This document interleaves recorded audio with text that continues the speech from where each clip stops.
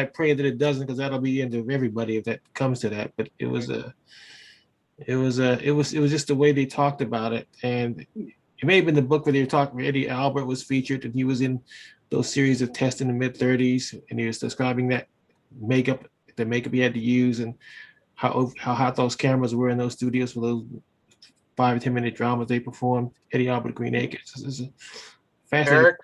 Eric, I see you have a couple wire recorders in your collection. Oh, wire recorders are noticeable here? Oh yeah, I do. I have like 3 of them. I love the wire recorders. I've recorded on. I do digital transfers from people's wires. Oh, I guess I do the exact opposite. I'll get a CD and I'll record it onto the wire. I do the exact opposite. I mean, people say I can't have it backwards. Bill, I was at the museum, National Capitol Museum. I'm in York, Pennsylvania, and I was at the Capitol Radio Museum, and I saw one for the first time about 1.5 years ago. And I said, I got to get me one of these. So I ended up getting 3 of them. We can't just, we can't stop at one of anything. We're addicts. And my wife said, this is your radio room. The rest of the house is not going to be made into a museum. I have snuck a few sets in other parts of the house.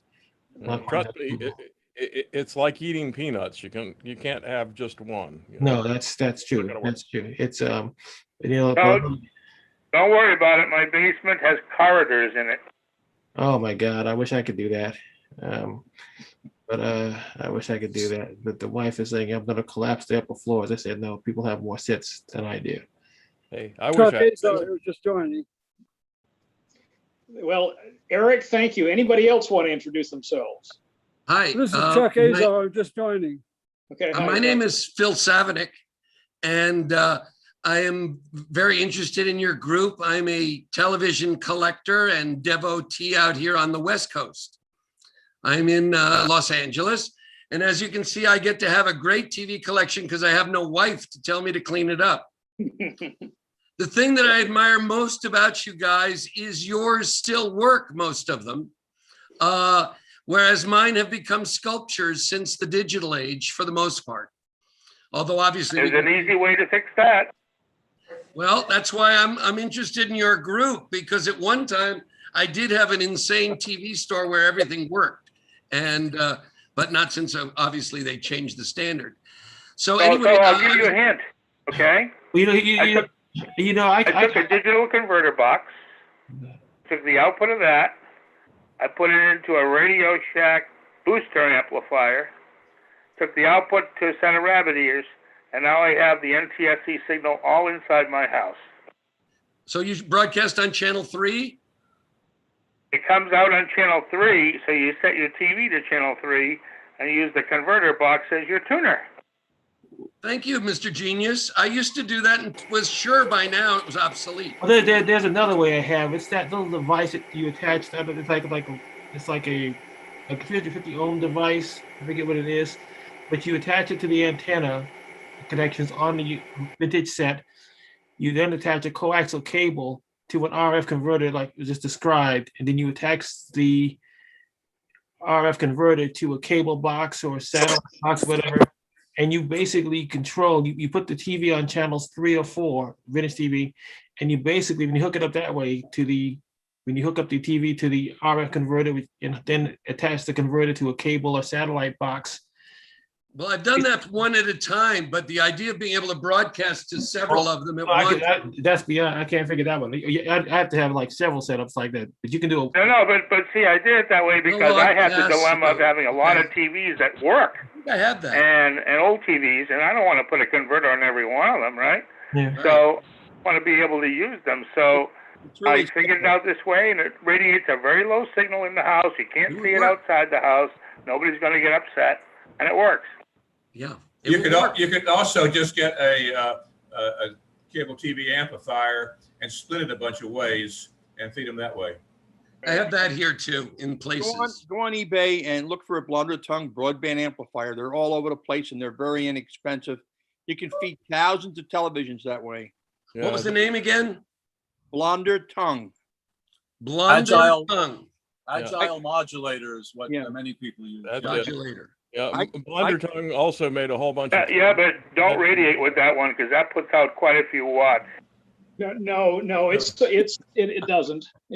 No. That's a good way to go. Although they built an amplifier in the 60s called the Powerhouse that outputs something like 85 dBmV. And I used to feed whole apartment houses on the Hudson Palisades with those things. They were incredible. They'd light up a light bulb.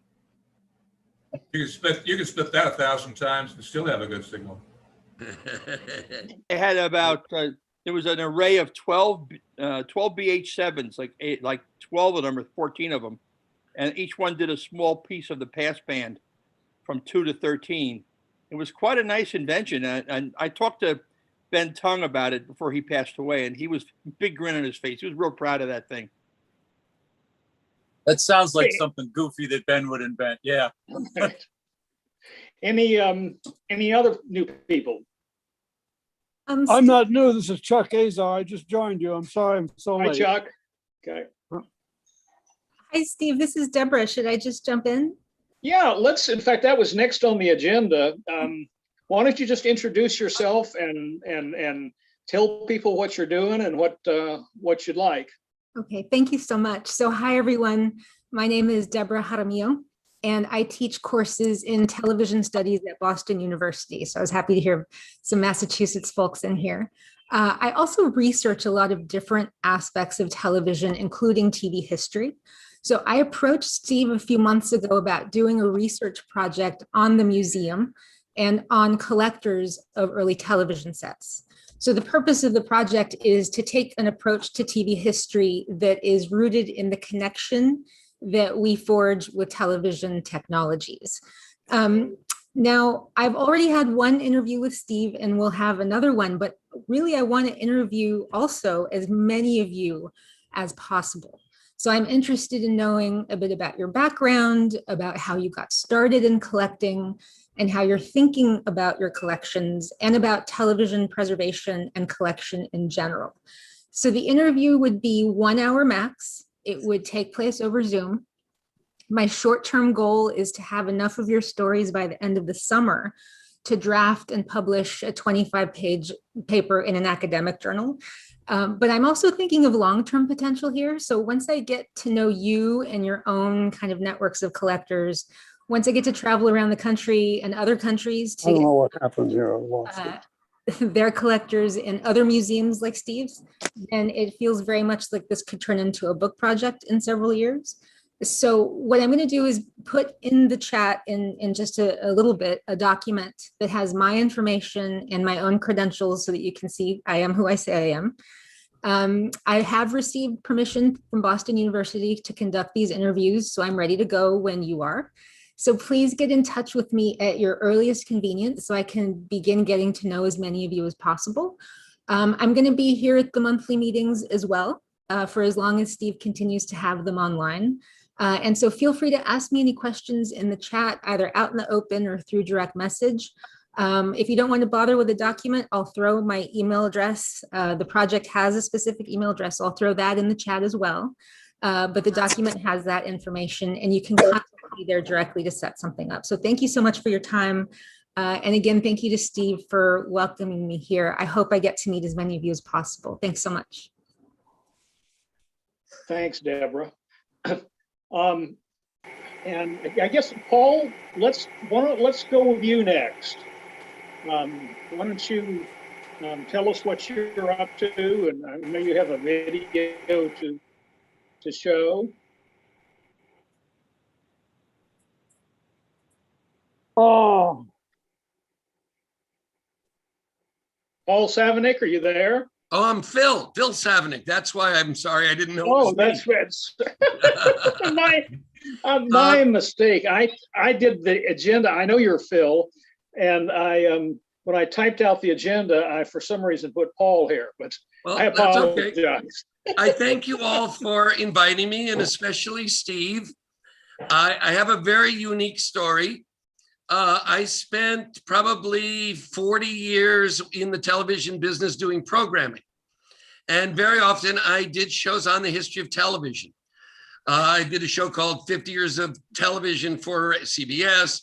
I worked on a dozen Emmy shows doing clips, things like that. So I was very familiar with the history of television. And of course, one day the question came up, whose idea was it anyway? You know, now, obviously any invention has many fathers, but I did learn about this fellow named Philo T. Farnsworth. And I became fascinated with the story. Meanwhile, I obviously was in the industry and obviously I was collecting TVs, but who was this guy? I mean, obviously if he invented television, he should be a household name. Anyway, it turned out I was working on the Emmys in 2004, maybe something like that. And they were going to give Tom Sarnoff an honor because it was the 75th anniversary of television. And I said to Gary Smith, the producer, you know, I have nothing against Tom Sarnoff, but he wasn't even born when TV was invented. But Mrs. Farnsworth is still alive. She was there when it was invented. She worked with her husband in the lab. She lives in Utah. Why don't we invite her? So we did. And I, of course, stalked this little old lady in a wheelchair. I was not interested in any of the stars. I was interested in talking to Philo Farnsworth's widow. And we joked and I, you know, basically it is, you know, I sort of cornered her by the ladies' room. And everybody who came out of the ladies' room, I said, you know, this is the mother of television. And the nicest moment was Glenn Close came out and she knelt at Mrs. Farnsworth's feet and said, without you, I would have had no career, and kissed her hand. So obviously I did something nice for them. As time went on, I would communicate with them. And whenever they would need money, I would buy some of the treasures from Dad's archive. Well, when Kent Farnsworth, the son, died, I bought the contents of whatever was left in Phil Farnsworth's laboratory. Tubes, documents, books, everything that we could get. I was the Indiana Jones of UTV collectors. We literally went on an archaeological dig. One of the treasures here that I will share with you, and then I have a little video I can run. It'll either run from you or I can share it depending on how it works. This is that our lens? Yeah. That's his Farnsworth's Television Journal #1 from 1927. It has the stickers on the front because it was the evidence in the case against RCA. Farnsworth had the book day by day of his experiments. He had the tubes. RCA didn't. And that's why he won the case. I managed to get that among so many other wonderful things. And right now, some of them are on display at the MZTV Museum in Toronto. Don't know if you guys know about that, but they have an extraordinary television collection. And a couple of years ago, we went in and we did a wall of Farnsworth's life story and a wall of Baird's life story, because they were these two forgotten geniuses, really, who went broke, who died, you know, heartbroken because they didn't have the corporate backing. They were sort of these mavericks who just went ahead. And I was the Farnsworth guy. And now this spring, and one of the reasons I wanted to talk to you now, and we're going to do another event in about a month, is it actually was 100 years ago this spring that this 14-year-old kid stood in a field and looked at the lines he had just dug in the dirt and went, wow, if I could train an electron to do what my horse does and go to the end of the row and turn around, I could send pictures through the air. He was 14. He had not been to high school yet. So obviously, I'm trying my best out here on the West Coast to get his story told, you know, try to get a movie or a mini or a something. We're working on it. The Lucas Museum that they're building out here has accepted some of the pieces. So we're going to try to keep this story going. And I wanted to share with you guys today the story of Phil Farnsworth, and then sort of open it up afterwards in case you had any questions or if any of you know any of the stories or the secrets that maybe I don't. I know Dave had it queued up. If there's a problem, I can run it from here. But this was a little video I made when Phil Farnsworth got his secret statement. I know Dave had it queued up. If there's a problem, I can run it from here. Okay, and I can run it from here. So anyway, I made when see what happened. Phil Farnsworth got his. All right, well, let me try. Oh, we're running it. Yeah, okay, well, we'll see. That doesn't run it. Well, let's see. And I can run it from here. So I'll give it a whack over here.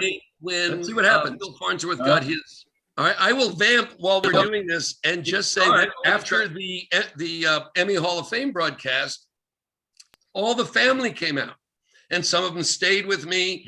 And I went in the back room and I stripped off the audio. And I had my great granddaughter after all the story. Okay. I'm getting double audio for some reason here, and I need to figure out why it's doing that. I will tell you what, let's see if I can play it from here. Screen share. Give it a shot. The most famous man you never heard of. Let's optimize. Let's share the sound. Let's share. Okay, looks good. All right. Is it running? For some reason, I can't see over here. I'm on some other. Will somebody give me an, is it working? We're seeing a herringbone pattern on the screen right now. You're seeing, okay, let me go back.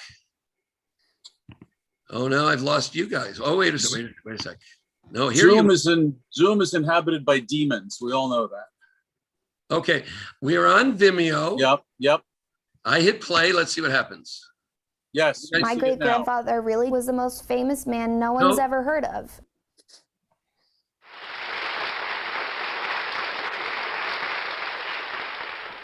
Now, we're not going to identify this contestant panel because to identify him would be to tip off his secret. We will call him simply Dr. X.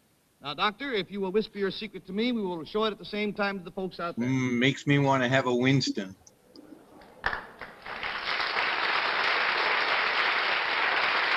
Is this some kind of a machine that might be painful when it's used?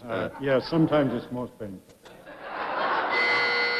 This is the famous Dr. Philo T. Farnsworth, who invented electronic television.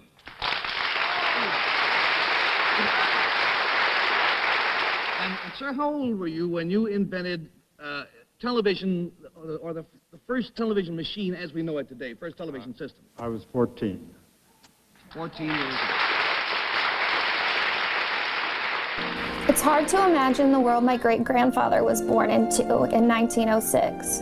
No computers, no cell phones, no cars, no airplanes, and certainly no television. When he was growing up in a log cabin in rural Utah, his primetime entertainment was staring at the moon and dreaming of the future.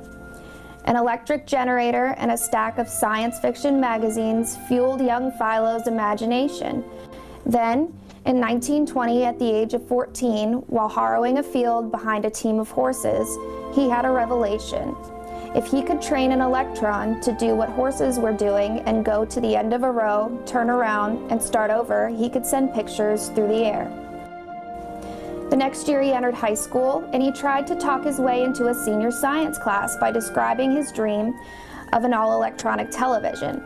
His teacher had no idea what he was talking about, but agreed to tutor him and saved the very first drawing of a television camera.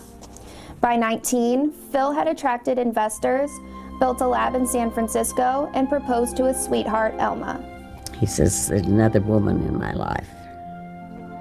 Well, before I could faint, he said, and her name is television.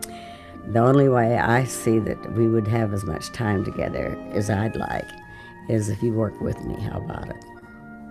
On September 7th, 1927, with my great-grandma at his side taking notes, Philo successfully transmitted an electronic image for the first time. I was so excited I was dancing around, and Phil was, I knew from the shaking hands that he was very emotionally impacted. But he said, well, there you've got television. That was what he said. the backers said, "Farnsworth, when are we going to see some money in this thing?" Phil had painted a dollar sign on a slide, and that's the first thing they saw, was a dollar sign.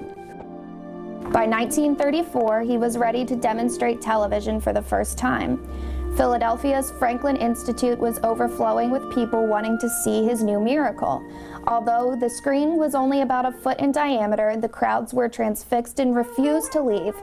We didn't realize how hard it was to keep live pictures going on television yet. We had everything from trained dogs and bears, ventriloquists and puppet shows.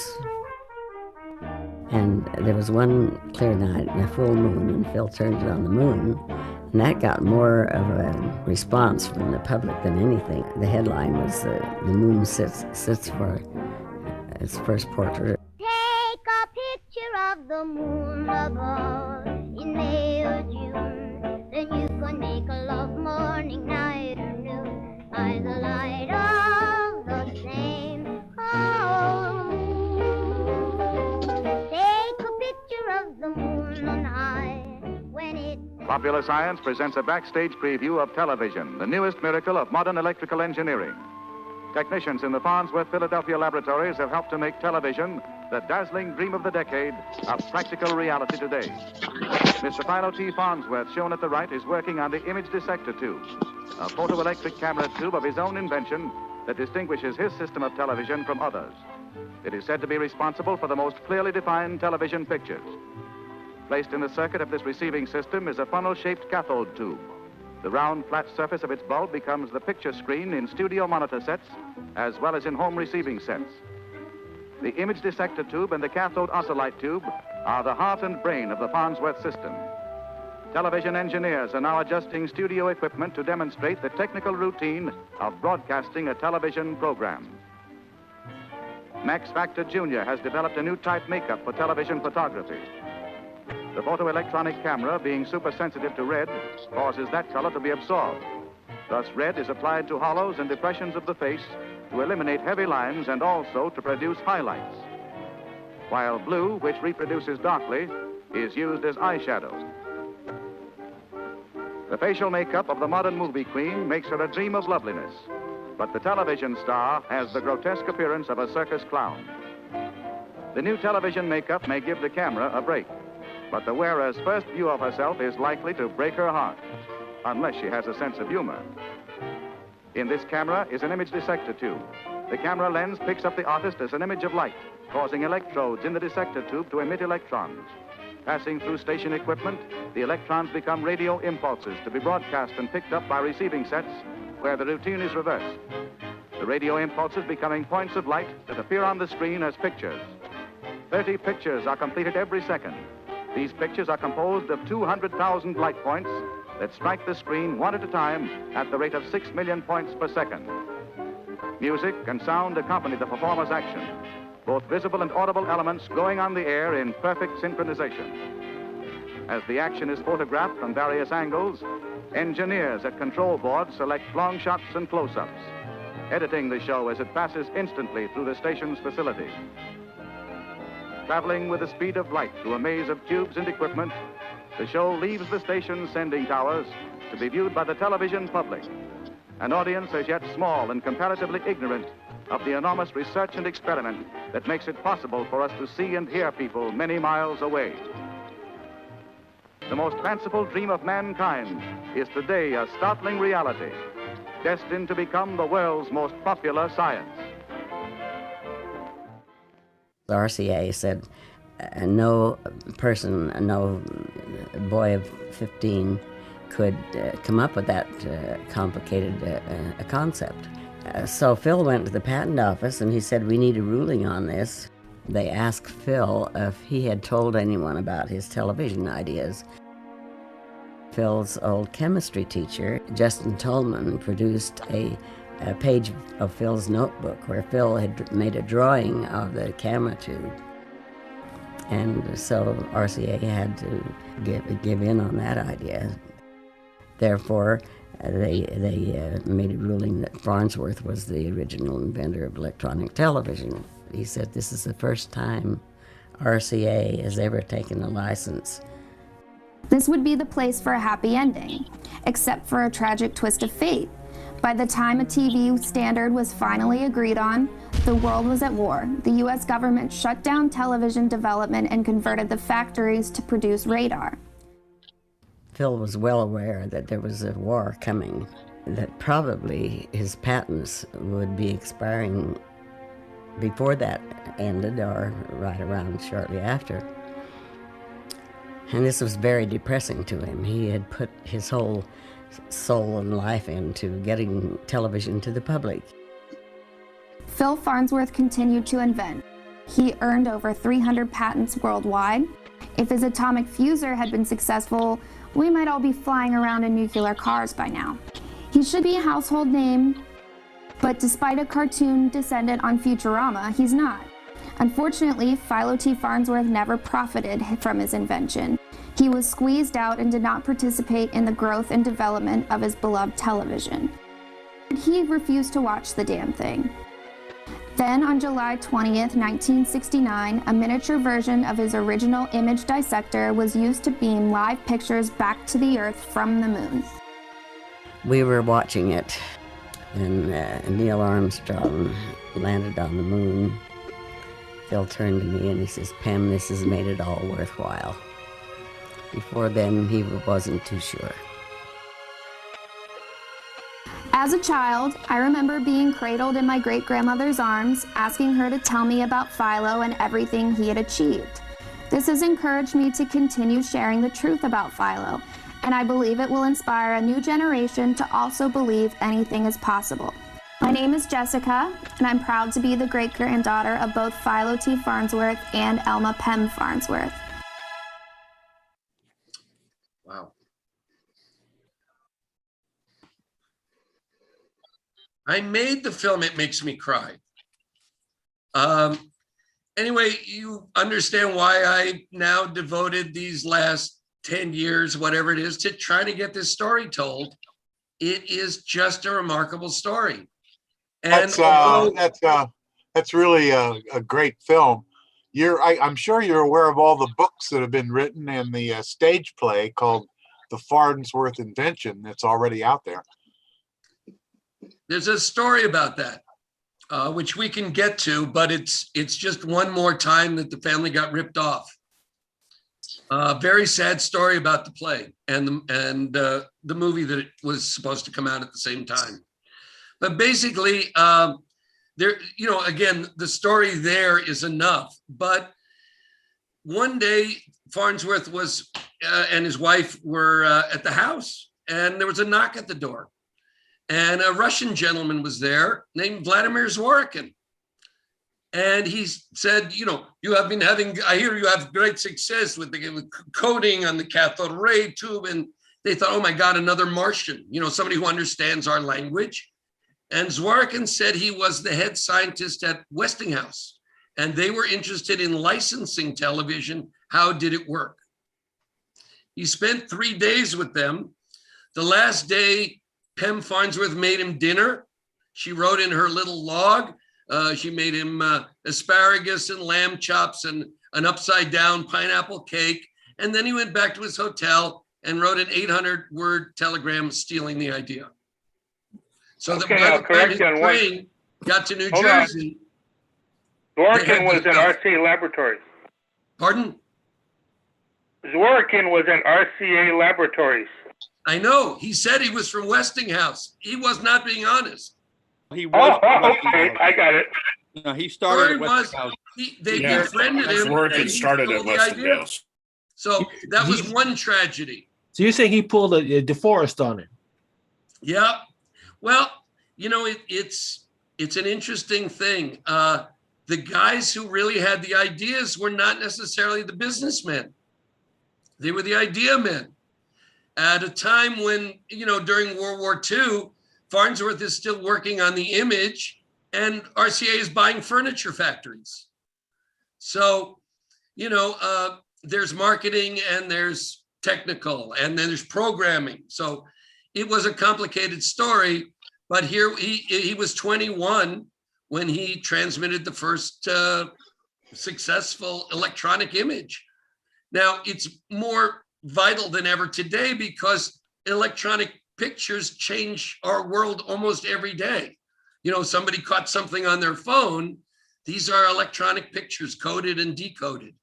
And the fact that it was 100 years ago, maybe it was today, maybe it was last week, we just know it was in the spring, that this kid hadn't been to high school suddenly, but he's been reading science fiction. And in one of the videos we did with his son said every night mom would read us from those pulp magazines. And then one day it stopped. And I said to Dad, how come we don't do science fiction anymore? And his father said, because I'm living it. So I got this great story and I wanted to share it with all you guys. And then, you know, either open it up for question and answers, or some of you may have been to Rigby, Idaho. Some of you may have been to the museum that used to be there.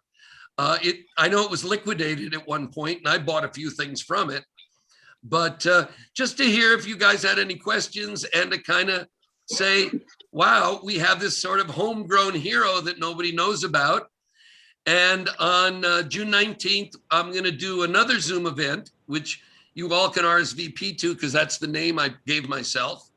And we're going to have his family and special guests and make believe it's the 100th anniversary of the big idea of electronic television. You know, I watched that Emmy broadcast where they gave a truncated kudos to Mr. Farnsworth, and his widow was sitting there in the audience in the front row.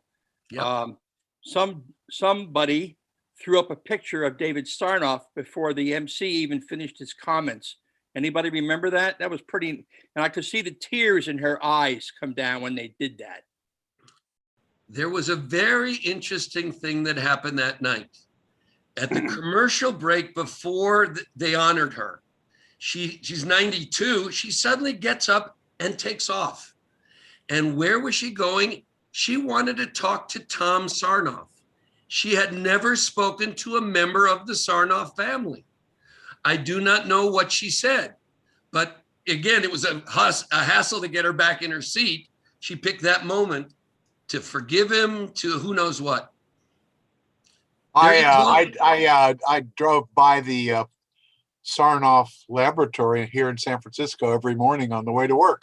Well, it's Green Street you're talking about, right? Yep. That was the Farnsworth laboratory. That was exactly where he invented it. I know. I want to invite you guys. I have a website called thehistoryoftv.com, one word. And on the, I guess it was the 90th anniversary of his actual transmission, we went to Green Street, to the place where the lab was. Turned out it was a video editing facility. So we talked to the guy and we said, well, we're going to invite the family. We want to do the celebration. Can we do a seance? And so in San Francisco, if you watch our website, we had the anniversary seance at the lab at Green Street. And it was just great fun. And, you know, just like I say, you know, after I retired, my quest has been to get this story told. I've got a couple questions. As I've read, Sarnoff did everything he could to suppress, Farnsworth and claimed that RCA had done more for electronic television than anyone. So, you know, being the businessman, he tried to twist the truth. Well, Sarnoff, RCA was formed after World War I because there were so many different devices for radio that the government decided we'll put all the patents in one place, call it the Radio Corporation, and everybody can share the patents and we'll get radio real fast. Well, actually, the United States Navy handled this. They did not want to see the Marconi Company of Great Britain running American radio. And that's where RCA came from. So Sarnoff knew you own all the patents, you own everything. And he was after the Farnsworth patent. Hell or high water, he would win it or he'd crush the guy. So it's a David and Goliath story. How long? Go ahead. How long did it take Farnsworth to win his suit against RCA? Wasn't it like 10 years? They filed in 5 years. 5 years. Yeah, I know it was a long one. The footage of Mrs. Farnsworth in the blue dress, when was that done? That was done, we did it for the, gosh, what's it called? It used to be called the Emmy interviews, where they talked with a lot of the, stars, creators, whatever. It's still online. And they did like 5-6 hours with everybody. So the first 3 hours are really boring, and then you get to the stuff you know about. And so, she was, that was from the Academy. We did that. And she was 90 something when she did that interview. Yeah. And sharp as a tack. She was, well, she was in the lab. He taught her spot welding. She actually did the drawings in the journal. So yeah, she was an extraordinary character. And the footage of the makeup going on and the Joan Crawford lookalike dancing and whatnot, that was all shot in color. What year was that done? That was done in about 39 for Eyes and Ears of the World newsreel. Okay. And he had demonstrated it as early as 34 at the Franklin Institute. Right. That was the moon thing. So this was about 5 years later. He really had the buzz. And then suddenly, a few months later, they opened the Pavilion of Television at the World's Fair. And in New York. Sarnoff says, well, I invented it with my pal Zworykin. And right. Well, they shared there, the same backgrounds. Zworykin and Sarnoff were both Russian Jews, and they shared that common background. But Zworykin was very deceptive when he went to Farnsworth Lab and copped the whole idea. And what year was it settled with RCA? I think it was 35. 35. Yeah. I thought it was later than that. Didn't he get a large cash award finally? No. Zworykin. I'm not Zworykin, Farnsworth. Didn't he get a large cash award? What he did was, in about 37 or 38, they lost. Oh, yes, you're right. It was later. It was 37 or 38 when they finally did their settlement. They said they would give him $1 million, payable over 10 years. Oh, brother. They paid him for 1 year so they could use the patents to build the sets for the 39 World's Fair. World's Fair. By 40, TV was a flop. They were expensive. There was nothing on. The war was ready to start. So basically, and then of course, in those years, patents were 17 years with no renewal. So when television came in 46, 47, everybody used his technology and nobody ever paid him. A lot of similarities to Major Armstrong's story. Yep. That's a terrible thing. That's terrible, You know, it's a funny thing. Philo Farnsworth got on a US postage stamp and he shares it with 4 other inventors, the little block. And I asked his widow, he got a statue in the US Capitol, he got a statue in Utah. What was your proudest moment? She said it was the stamp. And I said, why? And she said, because of who he shares it with. One of them was Tesla. One of them was Armstrong. One of them was Steinmetz and Farnsworth. These were the guys who made no money. They had the ideas. They were the geniuses. And she said she was so proud. Well, Armstrong did get the money. It's just they took his invention and buried it. But still, these were the real guys. Armstrong was FM, for those of you who don't know. He was Sarnoff's buddy. They had dinner every night. He invents this FM. It's revolutionizing radio. And Sarnoff goes, wait a minute. I'd have to change every radio set. We'd have to change the whole standard. I'll buy it from you and then never release it. What FM frequencies got funny changed? posthumously, though, remember?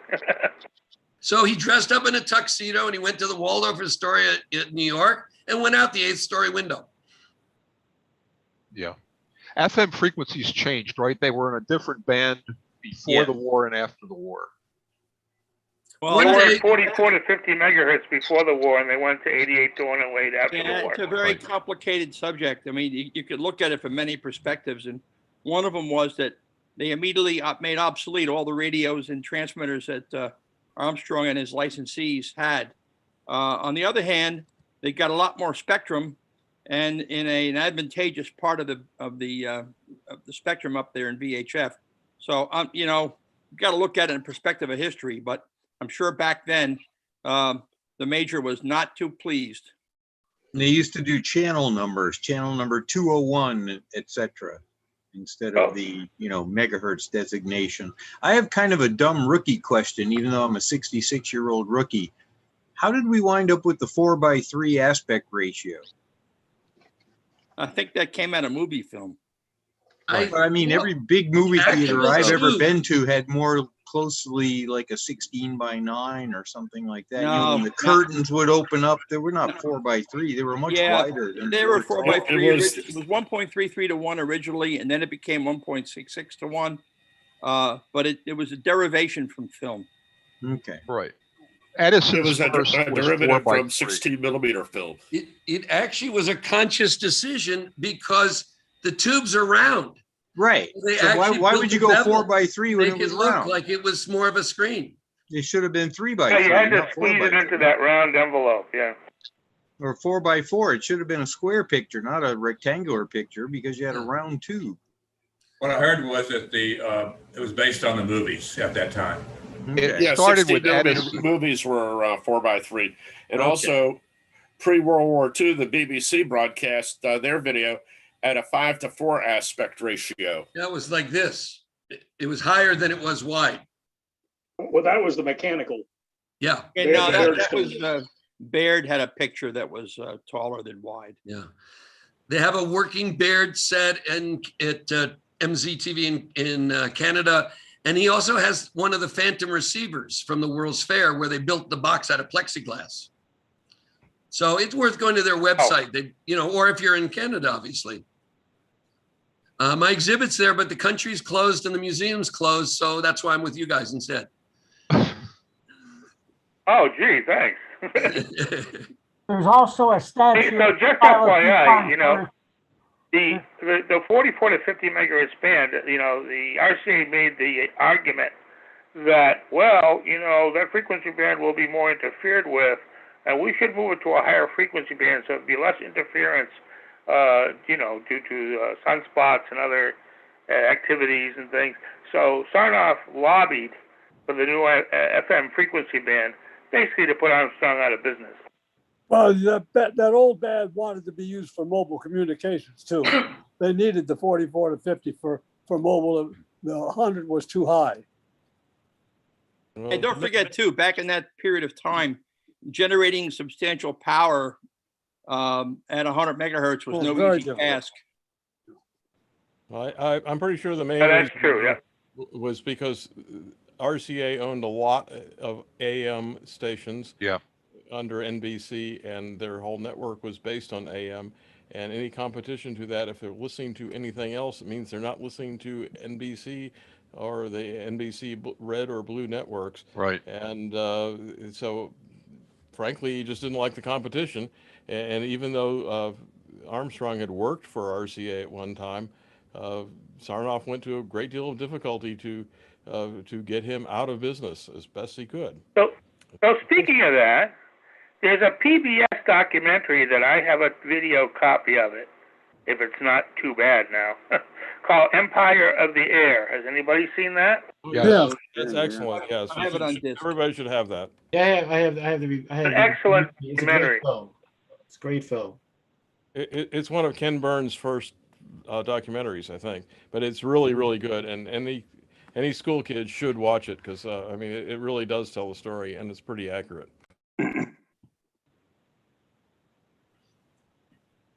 Can somebody tell me what button I push if I want to put something into the chat? All I seem to get is chat, and then I think you hit chat. Chat, okay. All right. And on the bottom, you can enter your text. At the bottom, I can do my text? Yeah, there's a little bar at the bottom so you can enter your text in. Okay. Let's see. All right. Well, I don't want to interrupt you while I struggle with my technical abilities here. Somebody's got I have their a few FM sets from the 50s in Bakelite that say on the back, uses Armstrong FM system. That's probably a Zenith, I'd guess.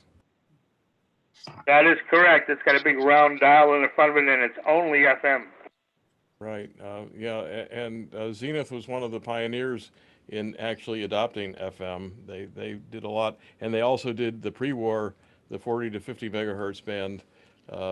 We've got several of those radios at the Texas Broadcast Museum, and of course they became obsolete real rapidly. Yeah, I got a Foco like that. It's got the slide rule dial with the 44 to 50 something. I don't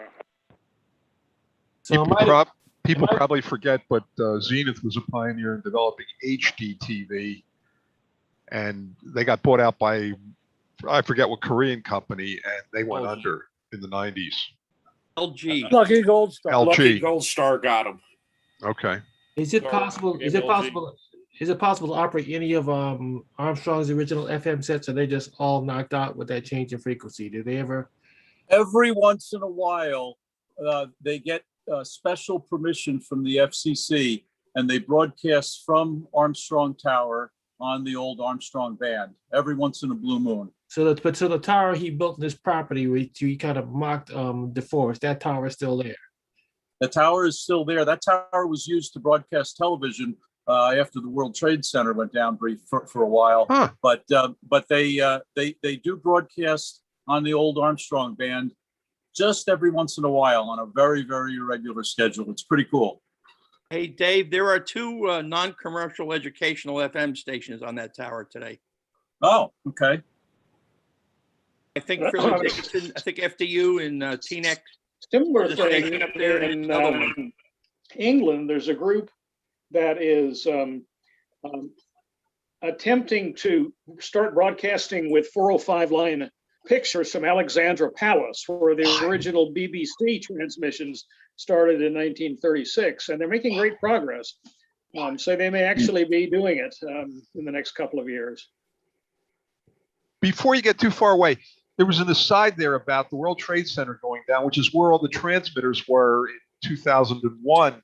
They had been moved from the top of the Empire State. Where did the not pictures all of go? them. Well, most of them, right? In New York? No. How many were at the top of the World Trade? Well, look, CBS inadvertently renewed their lease on Empire. It cost the chief engineer of local station his job. But on 9/11, he was the only guy who had a station on the air. Yeah, but they lost all of 20 minutes of airtime that morning. Yep, that's right. But as of today, we have Channel 7, ABC, Channel 11, WPIX, still on Empire and not planning to move. Well, how many of the New York stations were on the World Trade Center tower when it went down? Quite a few of them. They had just lit up a brand new broadband antenna about 3 weeks before 9/11 happened. So it was a brand new installation, but not the other facilities weren't all gone. However, when it went down, the only place these guys could hop on the air quickly was Armstrong's Tower. And I worked on that. I worked on the transmission to get the station video over to Alpine. But I got to tell you, I've got to hand a thanks to Harris Corporation, because what they did was, when this happened, Bruce Allen, who was the CEO of Harris in Ohio, loaded up a flatbed with all the transmitters he could find. And he drove them up there to Route 9. And that helped a lot getting these guys back on the air. So the main stations in New York, 4, 7, 9, 11, and 2. 2. They all went to where? Where did some went to the Empire State, but where did the rest of them transmit from? They were on Alpine for about What's a month. Alpine? Alpine is Major Armstrong's laboratory. Okay. All right. And there was also a tower, at least 1 or 2 towers in New Jersey that took some of the UHFs. Okay. There's a page on fivebush.com memorializing all the shifting around of transmitter sites after 9/11. And also it's a memorial to the broadcast engineers who lost their lives at World Trade North that morning. Oh.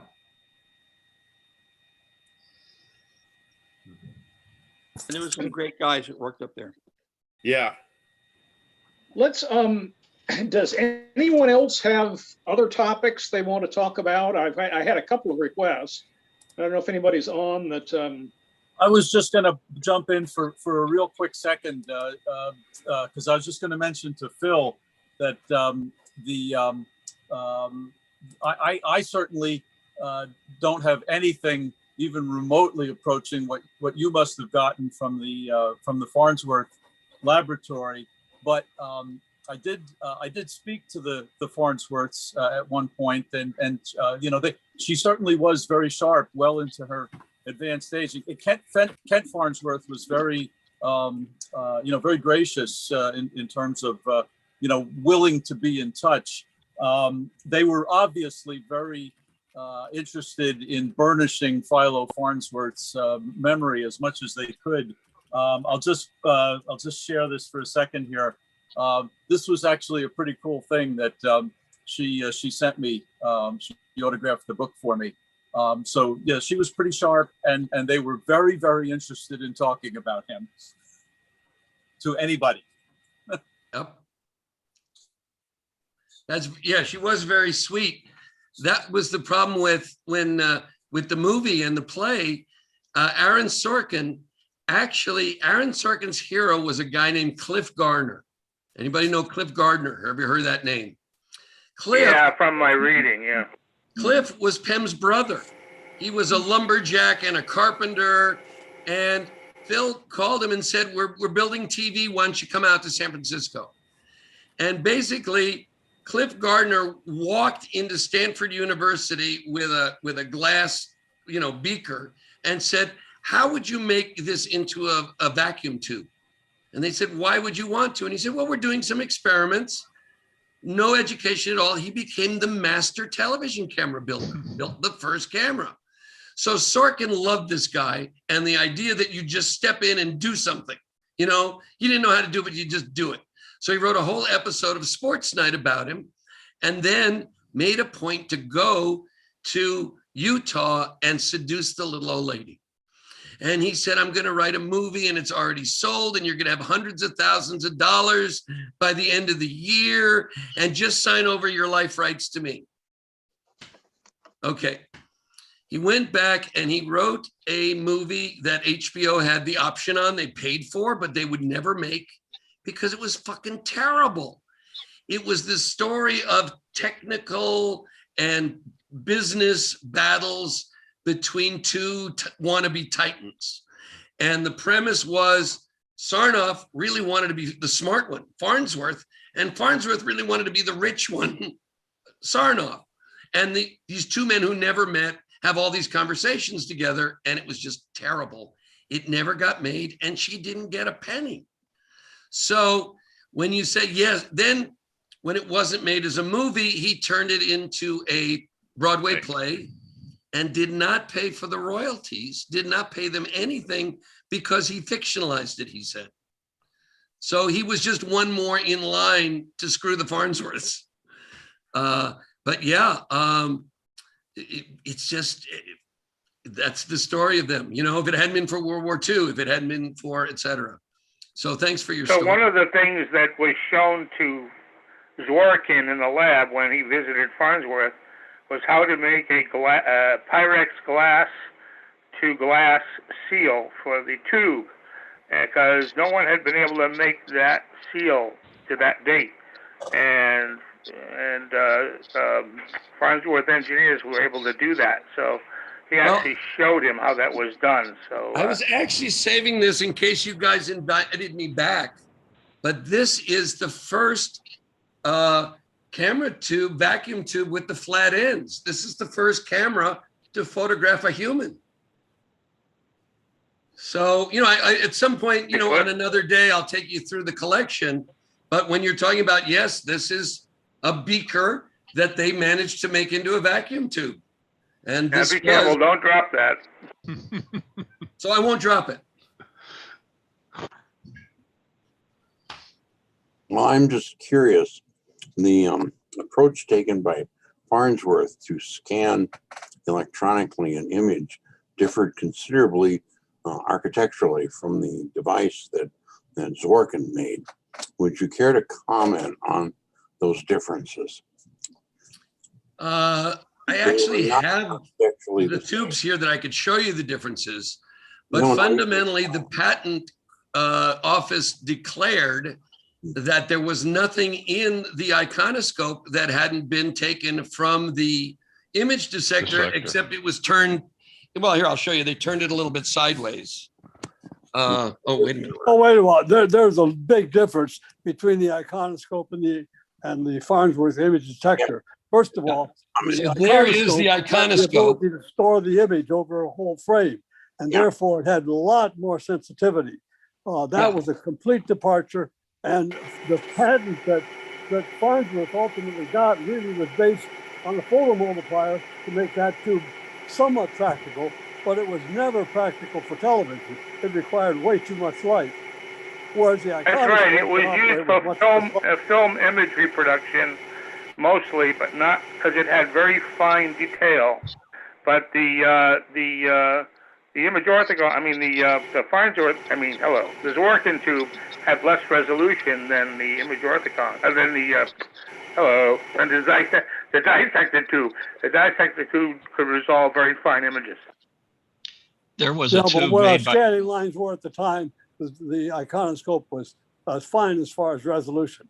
The big thing is it stored the image for the full frame, and then it was picked off, and therefore it had a lot more electron output for the amount of light going into it. There was a tube made by Westinghouse around 1970, and it was advertised and shown at NAB, and it was to plug in place of a 5820 or similar image orthicon tube. And so people say, oh, well, it had no sensitivity. Well, I don't know. I did find the data sheet on that, but I think it actually, if you think about it for a second, the image orthicon had those voltages on the multiplier and the focus coil and all the elements that you needed to run an image dissector. And so Westinghouse built this tube. They showed it at NAB. One of my managers told me about it, like 50 years ago, and I had never seen it, but I looked it up, and it's in the broadcast magazine, NAB review. I found the data sheet from Westinghouse. I found the patent that Westinghouse took out on it, and it actually had an element where you could do a kind of a zoom function with it by changing the focus element of voltages on the tube. You could actually make the tube kind of do a zoom effect a little. But in any event, I think this tube came out about the same time that the alkali target image orthicons did, which had a non-stick characteristic. So the market went away for a non-stick tube. But you could have left the iconist or the dissector version of that tube probably on an image all day, and it wouldn't burn in. But anyway, so maybe somebody'd like to pursue that. But I found the data sheet and the patent on it. George, you have an amazing garland growing out of your head the way you have your camera positioned there. There you go. But didn't the image dissector work differently in the sense that the image was created and focusable, the entire image, and that was scanned over a stationary sensor rather than an electron beam scanning the sensory device? Be careful. I can be very.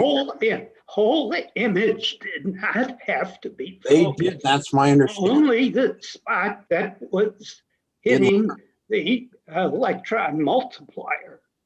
I don't think he had that. There was an electron image created that was scanned across an electron multiplier aperture. That's how Correct. it worked. But there was no guarantee that the image was in focus away from the multiplier. The only thing that was necessary was that focus was good for the portion of the image that was going straight down the tube to the being deflected to the multiplier.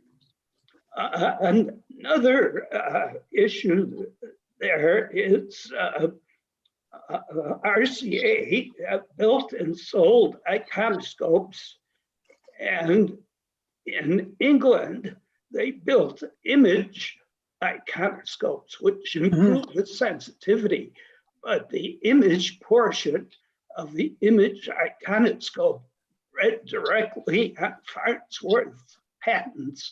And I often wondered if that's why RCA never built image iconoscopes, because they were still fighting with Farnsworth over the patents.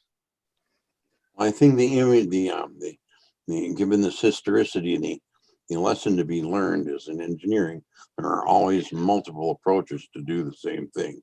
In this case, to produce streaming video data.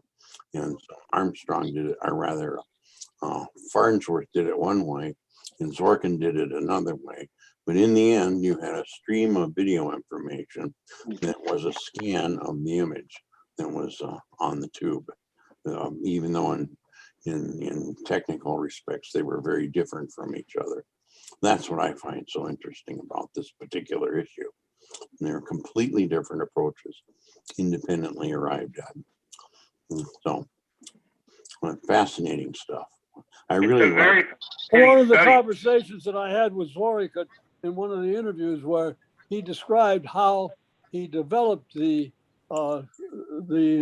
image. He developed on the iconoscope the individual spots he saw on when he was shaving one morning, beads of sweat like on a mirror, from steam, and he decided that's what he needed, that type of a piece to make the individual contact points on the iconoscope, and that's how they were developed.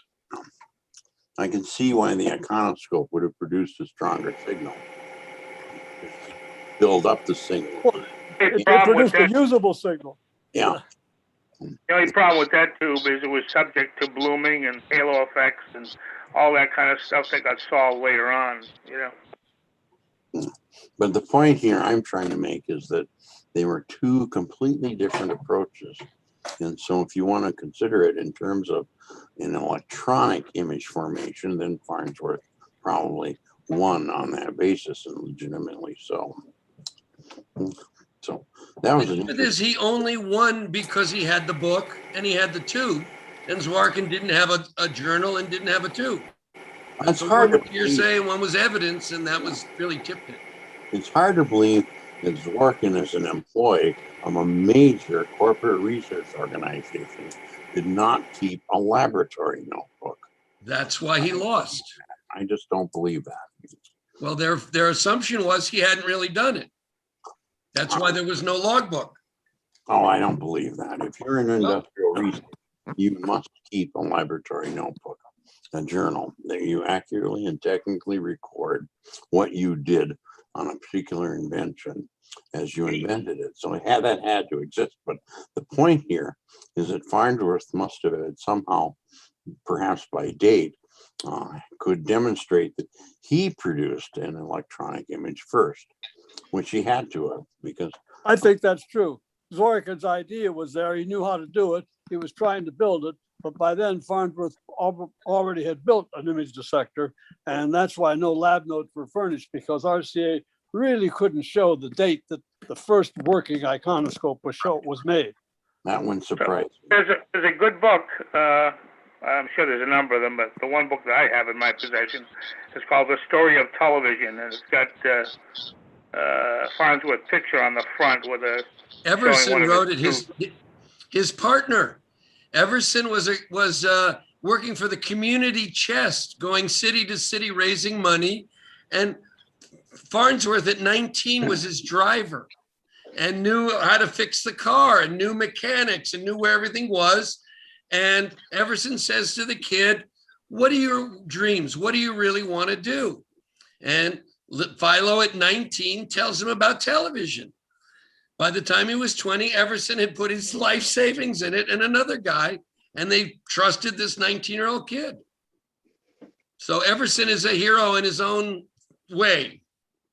Just for one of the neat stories from the laboratory are that that the backers of this venture wanted to know if there was any picture yet, on the screen, and so what Farnsworth did was he made a little $ icon, and he showed the $ on the screen, and it came out on the screen, and he said, "I'm not going to gild the lily." He said, "I've seen a $ in that screen." Well, it's hard for me to believe that the reason that image dissector wasn't used was political. There must have been some advantage to the well, Farnsworth did make iconoscopes for the marketplace. Yeah, because that was where the money was, and also, I think it was like beta VHS. There were just more VHSs. There were just more iconoscopes in use. But the image dissector was never practical. It's very insensitive to light too. Many f-stops less sensitive than the icon. Now, we know that they broadcast part of the 1936 Olympics in Berlin on the Farnsworth system. Okay. So it actually had been proven practical, but again, they may have had a lot of light. I don't wait know. a while. That was huge amount of that light. was done with film being developed and then done electronically. The early television in Berlin was actually a film camera, and it developed the film as it was being shot, and then they used electronics to show the pictures of the film. I think that was the Furnish system that they did use, and they also did the live Farnsworth system to halls, where they could gather people to see the Olympics. But Hitler didn't pay his bills, so that was another disaster. Somebody made the point at one of the early television conventions that you could sort of compare the image detector to a 2-bit video image. Now, I don't know if any of you real engineers could weigh in on that, but that was the comparison that was made. How many bits? Forget that. Okay, I'll trust you, Wayne. I don't think I would go there now. In terms of sensitivity, the Berlin Olympics, I believe, did have a image dissector camera, but you have to remember that the number of scanning lines was much less than later television, which meant that the tube could have a larger aperture for the electron multiplier, and the sensitivity would be increased according to the area of that aperture. So with lower resolution, they could get better sensitivity. Years ago, I worked with a lady who was a tech writer. I was working at a company and they assigned a tech writer to me. I got to talking to this lady and she had worked for a company in New Jersey. I don't know the name of it, but they made phototype setting machines and they were based on image dissectors, and she knew all about image dissectors. And I said, "Where did you get the image dissectors?" And she said, "The company made them." And they were used for extremely high resolution phototype setting. So you would take pictures, digitize it using an image dissector because the aperture determines the resolution. If you can put enough light on the a subject that you're photographing, it was effectively a high resolution scanner, and they were using an image dissector tube to digitize the image and digitizing the output from the image dissector and feeding that into a computer system to create a phototype setting plates for printing. Steve, and so I don't know the name of the company. I don't know the resolution, name of the company, but the whole point of it was that an image dissector did have its purposes. And I think this was in the late 60s, early 70s that they were doing this. I wish I knew more about it. Steve, is there an image dissector in the museum? There is. There's a company called Diamond Power that was originally in Lancaster, Ohio, just south of here.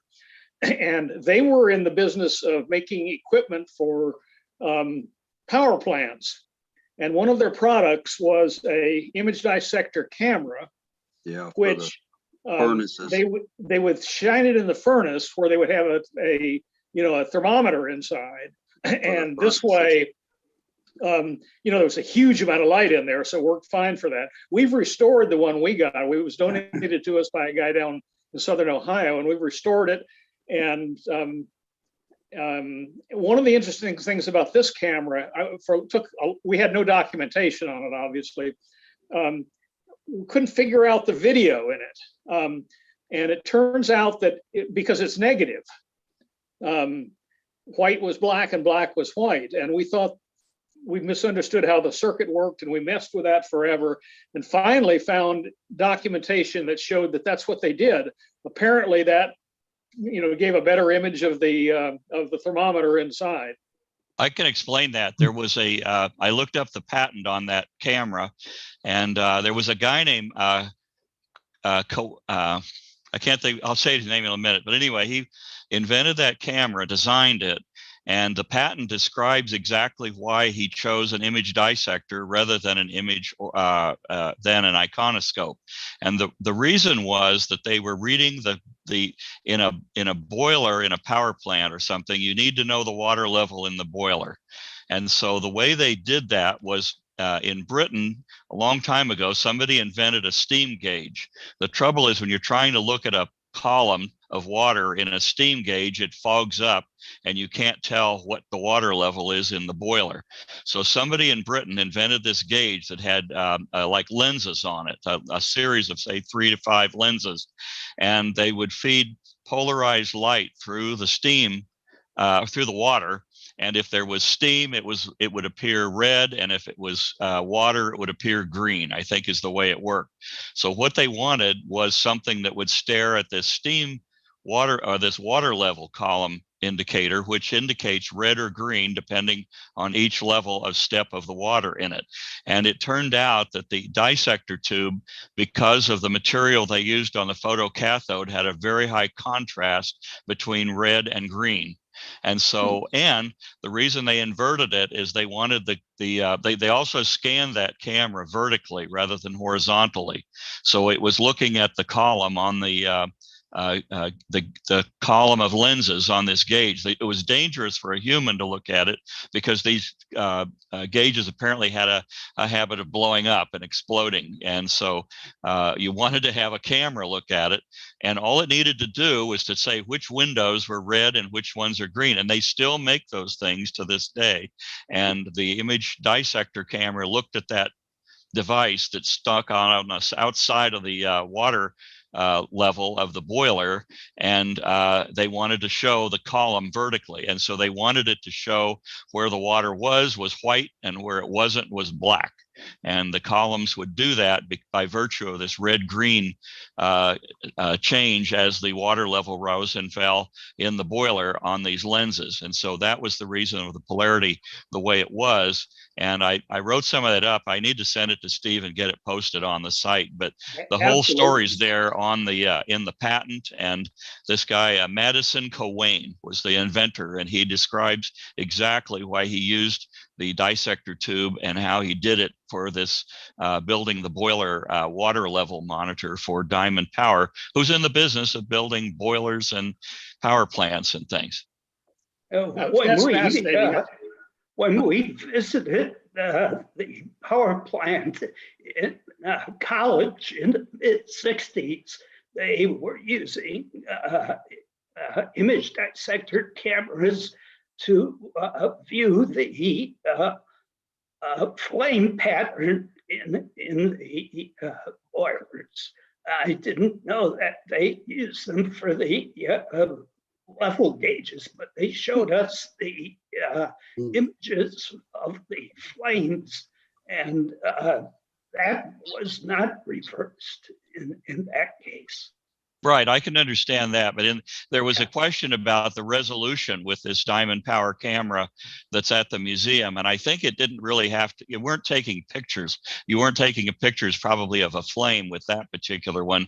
I think it only had, and you'll see it when we put the pictures on the website, but it only had to read these circular holes, on the gauge to show whether they were red and green, and they would actually show black or white by the way they set up the dissector camera. But I'm sure they were used for both. That was a very rugged camera. That explains why. One of the things they said right out, we use image dissectors because they don't have filaments to burn out. Well, this one does have a filament. Interesting, but that explains what we have. Two monitors that came with this camera. One is a horizontal display, and the other is a vertical display. So that explains why with the vertical display. Steve. Well, George, I really look forward to getting that. I'd like to put it on the site. Steve, in 2009, you had Stan Lebar, the Westinghouse engineer at the convention at your museum. Right. Was the Apollo 11 camera that he and his team developed, was that an image dissector camera or some other? Okay, I have a story. Okay. All right, in the Farnsworth archive, when he got out of the television business, he got into the satellite camera business. And he would make these image dissectors because they could have any kind of filter and filter out any kind of light, and they could broadcast back data and things like that. For example, he had the camera in the first satellite that tried to measure the ozone layer. When it came back and they analyzed the data, they said your camera broke because when you went over Antarctica, there's no measurement of ozone. It must have been your camera. It was like 10 years later when they figured the ozone layer was actually being depleted. And by then they'd made him give the money back. Another unlucky happenstance. They found this satellite camera among his effects.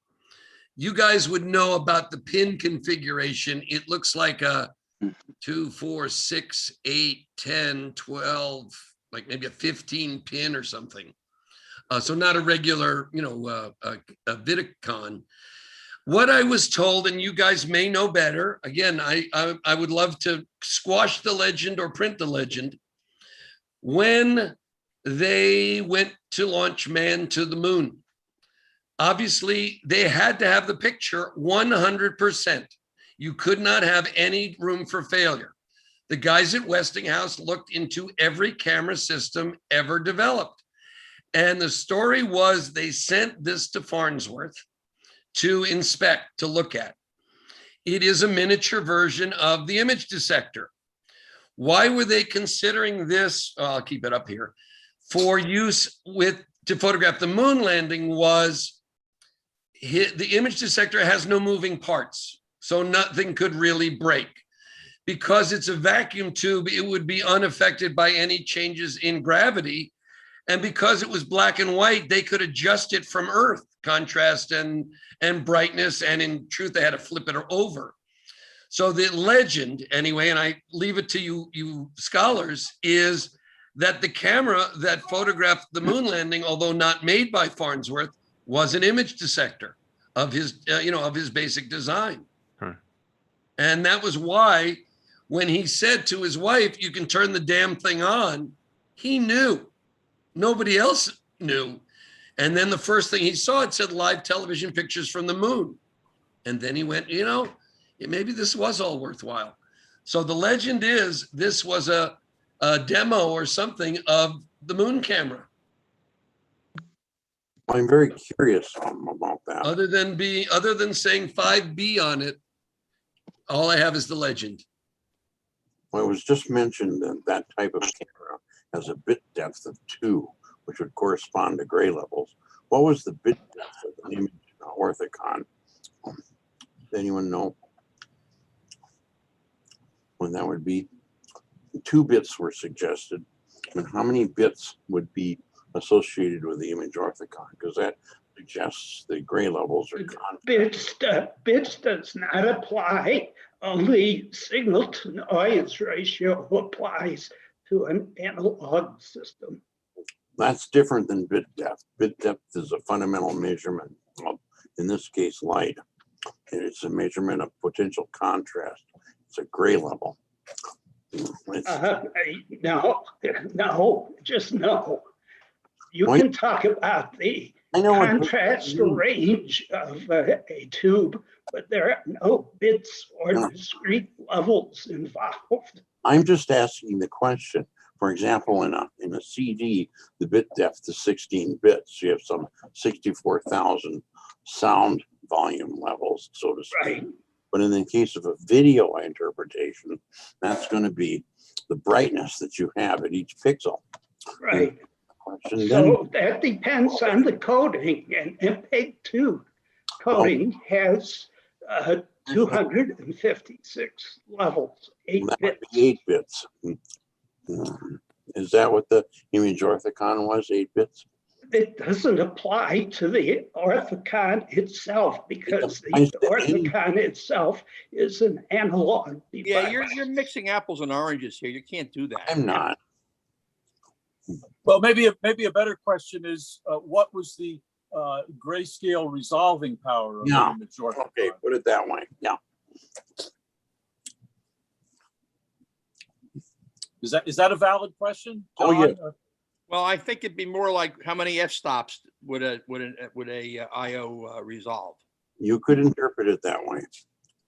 Yeah, the answer is image orthicons, the basic 5820 typically had a signal to noise ratio of 35 dB. You can, and if you convert that to a ratio, you could then convert it to a number of bits, but it's less than 8. It is, okay. But maybe that was why the image orthicon was more suitable for television, because it had much better contrast than the image dissector did. No, no. Again, it's a matter of the signal to noise ratio. And in the case of the image dissector, The signal to noise ratio can include the electronics. I'm talking about the fundamental character of the image. there is a fundamental signal to noise in the tube itself before you hit the amplifier. That would suggest shot noise. that's fine, but then that would suggest that the bit depth varies over time in the same image if you're going to talk signal to noise ratio. So that's I'm very curious. No, that's not the case. Because the signal to noise ratio is defined as the peak white signal to RMS noise. You can interpret the issue that way, as a signal to noise ratio. But the interest I have is fundamentally. Yeah, we didn't have bits when these tubes were in use. What? In the 1950s. We didn't describe things in terms of bit depth. Nobody even knew what that meant back then. Well, they do now. I think, Wayne, would you agree it's 6 dB per bit plus about 1.76 is the equivalent number of bits. So if it's 35 dB, it's on the order of 6 bits is about what you digitize to. Right. Okay. Thank you. Which is in terms of stops, it's 6 stops if it's 6 bits, because each bit is a ratio of 2, and which comes out to be a resolvable contrast ratio of 64:1. If you were to digitize with 6 bits, that would worsen the SNR by a factor of 2, because when you're digitizing in any field, be it audio or video, you always have to pick a few more bits than whatever the device is capable of. So if we're trying to collect something that got 30 dB, then you want to pick enough bits, say, from 40 to 50. So if you were to digitize, you'd probably pick about 8. That seems about right. It's kind of a matter of how many bits can you afford, and at one point more bits doesn't matter. But sort of 8-ish, if the thing is natively 6, 8 is about right. But I'd like to get a couple of a couple of image dissectors. One was in very high fidelity, which was mentioned here briefly. Very high fidelity, high resolution, and very nice grayscale for scanning of movies, where the sensitivity is not an issue at all. So it was far superior to any other tube for that narrow application. In fact, that's what was done in Berlin with that film scheme. And the other one, which is almost ironic is that one of the last commercial uses for dissectors was for looking at the stars. And guess what? This is the world's most insensitive tube, and it's looking at a single star. So if it's looking at a single star, it's no longer scanning. So its output on one point, the star, is continuous. So the sensitivity is completely irrelevant. There's no advantage by any other machine because it's looking at only one pixel. And of course, it had all the other advantages that are native to the dissector, which is the sensitivity. Its grayscale is lovely. It does have many fewer artifacts and all kinds of other advantages. So ITT had these products. A few other companies made it. I just posted on the chat line one short article on the use of the ITT model FW130, which was used commercially to track stars. They'd be looking at a star and track. In fact, I don't know, and that would be the irony is when, this is completely a question. I do wonder if when Farnsworth was watching the landing on the moon, if a dissector was using for any sort of guidance or positioning, maybe totally unbeknownst to him, because the time frame jives that were being made at the time. But that would have been interesting. A image dissector that doesn't scan is equivalent to a specialized photoelectric tube. Yes, photo multiplier. The scanning part was still important because here, what's being scanned is not high speed. What was required of the scanning is extreme accuracy. Of course, it was scanning because the star is moving, the Earth is moving. That was the whole point. It's tracking. Right. It becomes a steerable photomultiplier. Yes, correct. Yeah. Yes. And the dissector is that at its very essence. So it finally found its ultimate vocation. Yeah. It was absolutely stellar, no pun intended, in that use. Yeah. All imaging tubes were subject to an ultimate limitation of the quantum efficiency of the photo emitter. Yeah. And the best that got in most cases was about 10% quantum efficiency. And where silicon solid state detectors can reach nearly 100% quantum efficiency, at least in the infrared. So that is why all of the telescope instruments you see today are solid state. Probably at liquid nitrogen, so there's no noise from thermal noise too. But thank you. Appreciate that. Okay, that's all I had.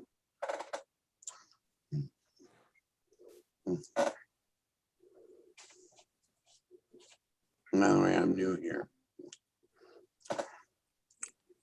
I was an engineer in corporate R&D, 37 pension years, but I just love the historicity of television. I'm very, very interested in how communications in general, based on electromagnetic radiation, be it audio or video or whatever, shapes society. And it's just something else to do since I'm brain dead retired now. So this is very interesting to me. Thank you.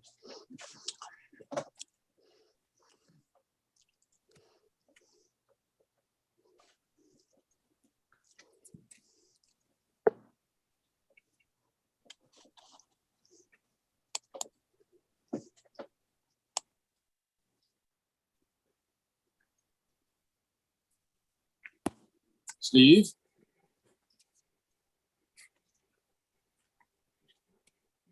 Seems like everybody's gone.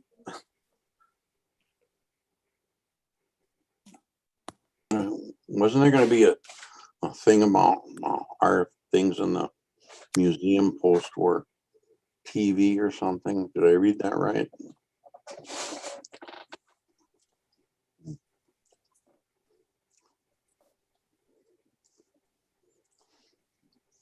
Although this has been a fascinating discussion.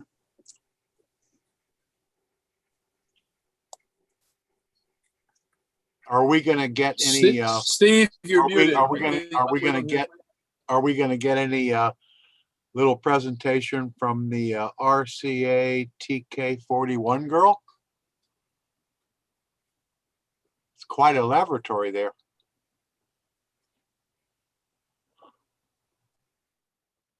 She's got a yard sale going on.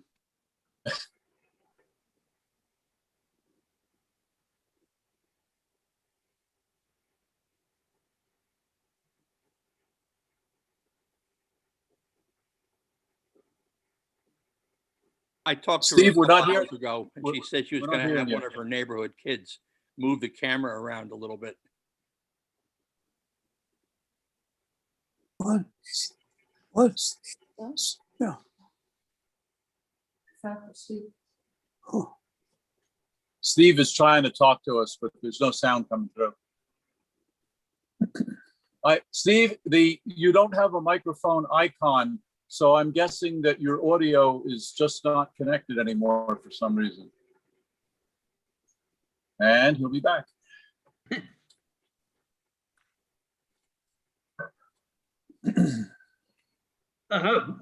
While there's silence, I can mention one more thing about the iconoscope. The hope was to get the full storage gain of storing the charge for a full field or frame. But because they used a high voltage scanning beam, there was tremendous secondary emission from the scanning beam. And the signal they got was actually the modulation of the secondary emission, which is only less than 10% efficient. So they lost about 10-to-1 of the theoretical sensitivity of the tube. And when they invented the image orthicon with low voltage scanning, they got all that gain back. I'll mention something about image orthicons. There was a question came up with some folks about recently about somebody had said that putting image orthicons in the freezer would help extend the life of them. Do you know about this, John? And I had heard that back in the dark ages of television. And so somebody mentioned that was the rumor. And I said, well, I think it's an old television engineer's tale. Ballard knows something about that from an NAB show. And so I had been told by one of my former bosses, there was a company in Pennsylvania somewhere that had supposedly had the ability to rejuvenate image orthicons. You know, as we all know, the classic 5820s with the glass target would develop this sticking. So you would take a picture and then you'd move the camera off and there was a negative image of where it just had been pointed. I remember going into one TV station and they had two TK11s and one guy would focus on the newsman and the other guy was wildly swinging his camera back and forth, trying to erase the image off the screen. Then they would say steady 2 and he'd focus on the newsman and the other guy would start swinging his camera back and forth. So they were always trying to extend the life of the image orthicons. The cathodes didn't conk out, but they would stick. So there was supposedly a company in New Jersey that would fix these for you. You could, I don't know what they charged, but I looked into this and sure enough, there was a company called Teltron in Pennsylvania and their business was to rejuvenate image orthicon tubes. And so one of the rumors had been that you would put them in the freezer. And somebody claimed that one of the Harold Ennis books even mentioned this somewhere, that people would put tubes in the freezer to reduce sticking. So to settle the argument, I called up Bob Newhauser. Some of you may know him. He is Mr. Image Orthicon and Mr. Camera Tube, no kidding, from RCA. He's still alive. He's in his 90s, lives in Pennsylvania. So I called him up one Sunday afternoon and said, Bob, what's going on with this? And he said, oh, yeah. He said, there was this guy that used to work for me at RCA Lancaster, where they made the image orthicons, and they discovered by accident that they would do this process on the tube where they would fire it up and put high voltage between all of the electrodes and the target somehow, and it would somehow rejuvenate the target. And I found the patent online for this thing, and it describes in pretty good detail how they did it. And I thought, well, maybe if somebody's got some 5820s lying around that stick, maybe we ought to give it a shot.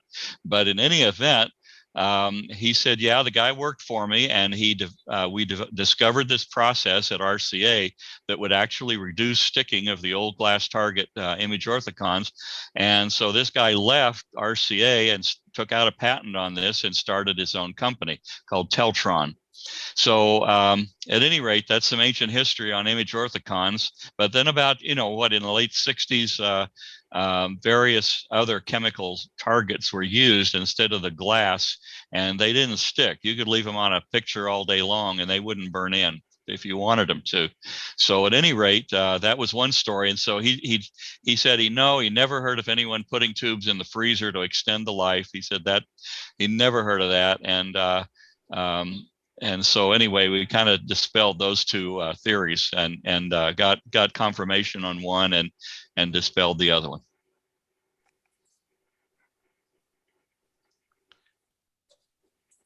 There you go, Mr. Mengel.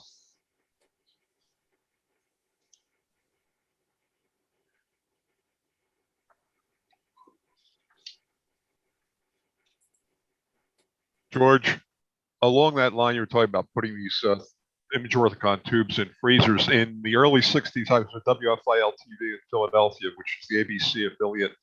They parked their color cameras, which had 3 image orthicon tubes in them, in the studio when nobody was using it at 50-some degrees, as cold as they could make it, in order to make their cameras last longer, because the cameras were so incredibly expensive and they wanted to preserve them. I was going there to see a little Larry Ferrari organ recital show in the studio next door, which was done with black and white Vidicon cameras. But their color cameras, which they used for their bigger shows and their news, they wanted to make them last as long as they possibly could by keeping them in super cold studio in the dark. And I don't know if they were even turned on, but that studio was so cold, it was unbelievable. It was like walking into a meat locker. I'm not sure what that did, but if they felt it helped, I wish them all the luck. Yeah.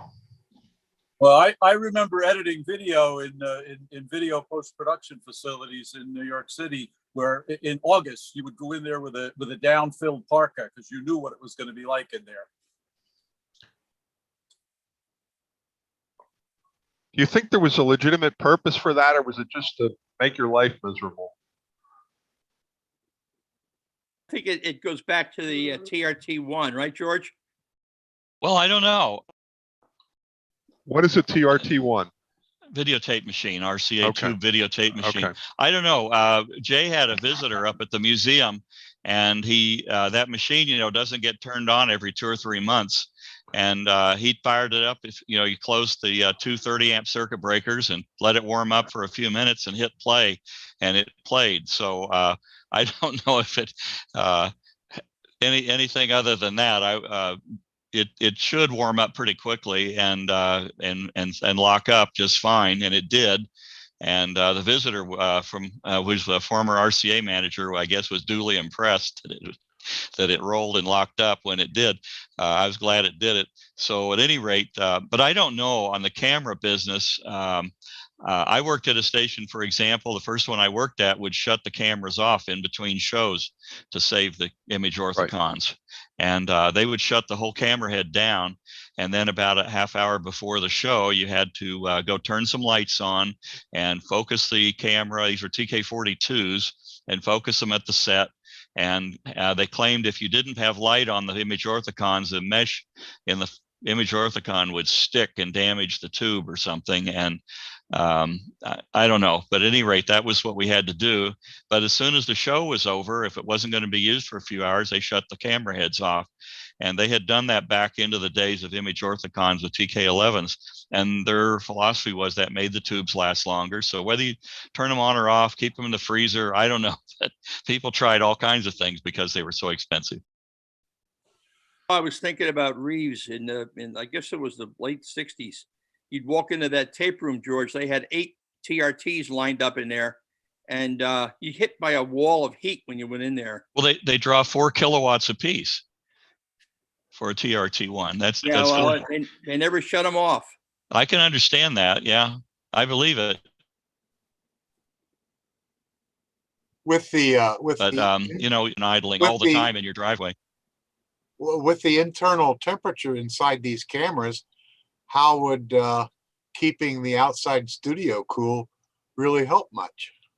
There's actually an optimum temperature for an image orthicon. John, you would know, but TK42 had a Peltier device up there with the image orthicon to actually keep it at a constant temperature. There's actually an optimal range that you use with an image orthicon tube to keep it from sticking and doing bad things. And I know the 42 had a thermoelectric heater cooler, a little air conditioner built in the head just for that purpose. I don't remember the temperature. I'm sure it tells in the app notes for the tubes.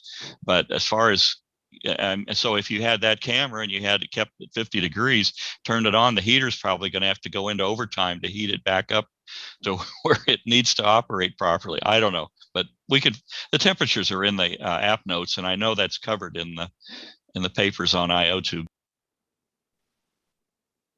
Didn't help the 42 very much, though, did it, George? Well, that's another story. Love them or hate them, they made pictures, and you turned them on and they worked. What can you say? George, were they heavier or lighter than the 41s? Fortunately, I never had to move one of them, so I don't know. But I know I was a skinny kid trying to push one around on a pedestal in a studio, and it was all I could do, to shove that thing around.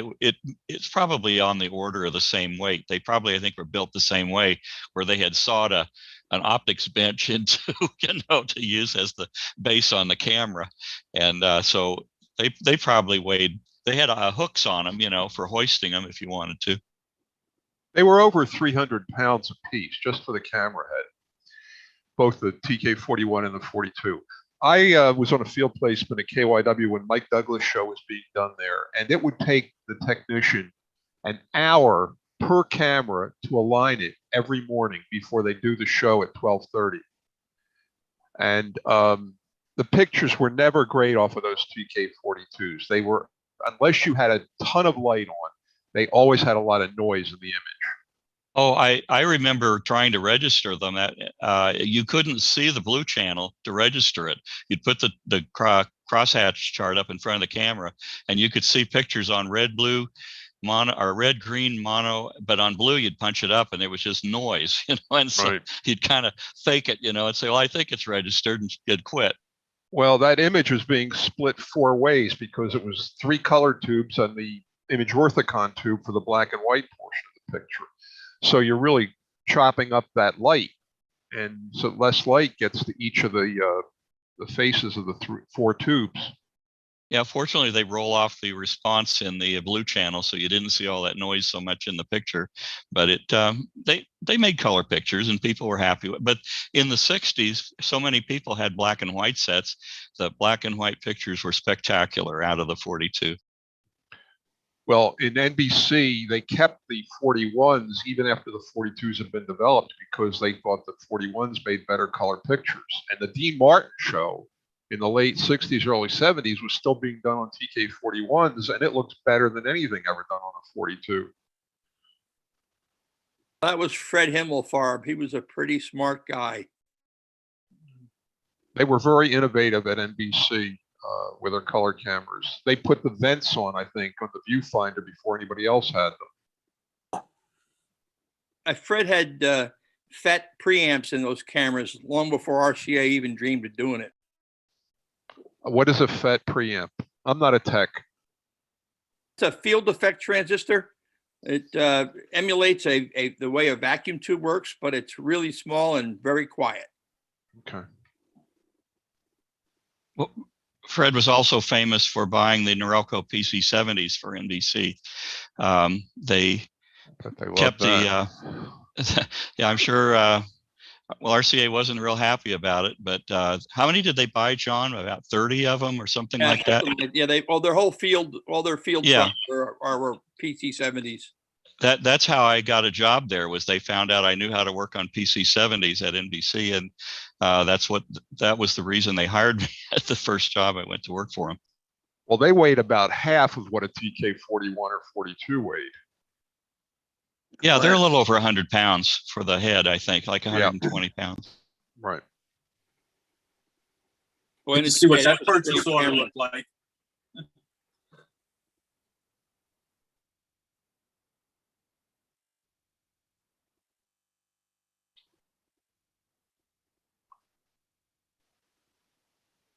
Well, where did Steve go?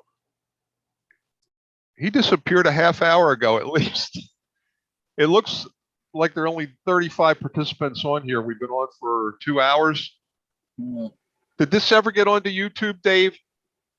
Yes, it did. Okay. We're on YouTube Live, and there'll be a that's a scruffy recording, and I'll put a cleaned up recording up there in a few days, I suppose. But yeah, Steve lost his audio, and I thought he jumped off to reboot, but whatever he was going to say, it'll have to wait till next month. Are you still in Jersey, Dave? Yeah. Okay. Yep. Who was that? Tom Cordatus in Ohio, UA, Ohio. Oh. Yeah. I'm still in New Jersey. I've mostly been always in New Jersey. All right. This is Chuck Azar again. My picture keeps going black. Like right now, I see you, Dave, but then the next shot will be a black screen with just a white figure on it. Let's see. It's not doing it now. That's some people don't have their cameras on. That's because somebody who's talking does not have a picture on. They're having a bad hair day. Yeah. Just Change your view to gallery view, and you'll see everyone. Where is UA, Ohio? Upper Arlington, Ohio. It's about 5 miles from the museum. Right now, it's black. Yeah. Yeah, I don't have a camera. Tom K doesn't have a camera on. Okay, that's what it is. I'm headed to Cincinnati in a week. I used to work at WCPO there. Okay. Let's see. Nice. Out of curiosity, is anybody familiar with the 3 Vidicon color camera that RCA made a few of in the 50s? It was used by the military and hospitals for a few things like closed circuit surgery demos, and also was used for the See Yourself on Color TV exhibit at the Science Museum in Chicago.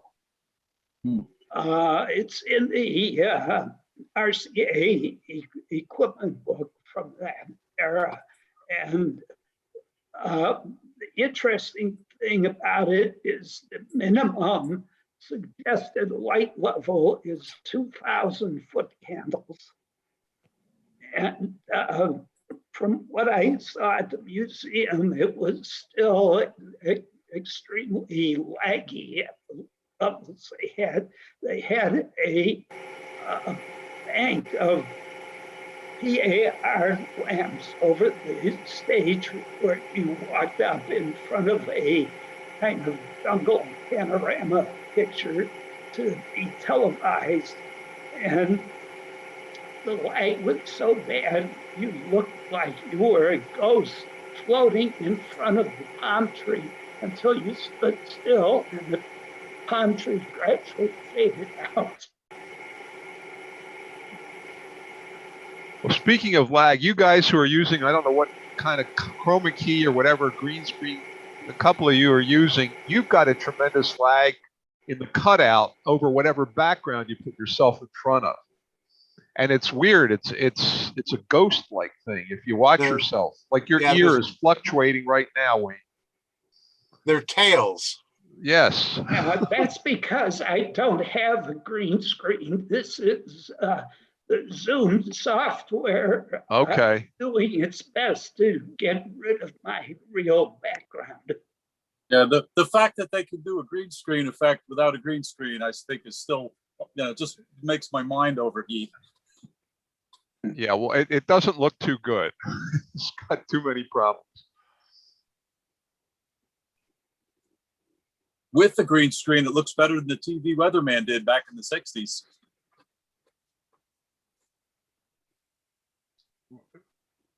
Depending on how it was lit.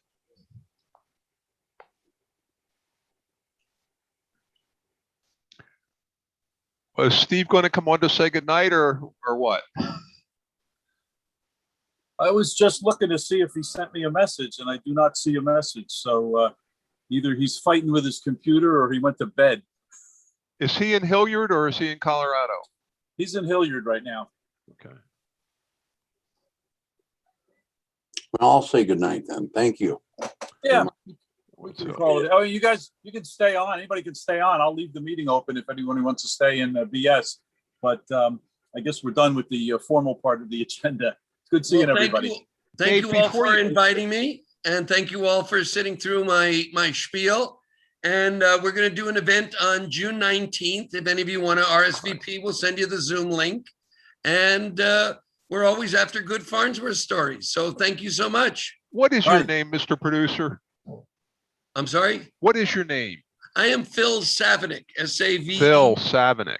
Okay. N-I-C-K. And our website is thehistoryoftv.com. And we have a whole virtual museum there of the show on Farnsworth from Canada and also the TV collection. And it's just great to know there are other, Are you on Facebook with History of TV? We are on Facebook, the History of TV. Yeah, I've commented a couple of times on some of the things you've said on Facebook.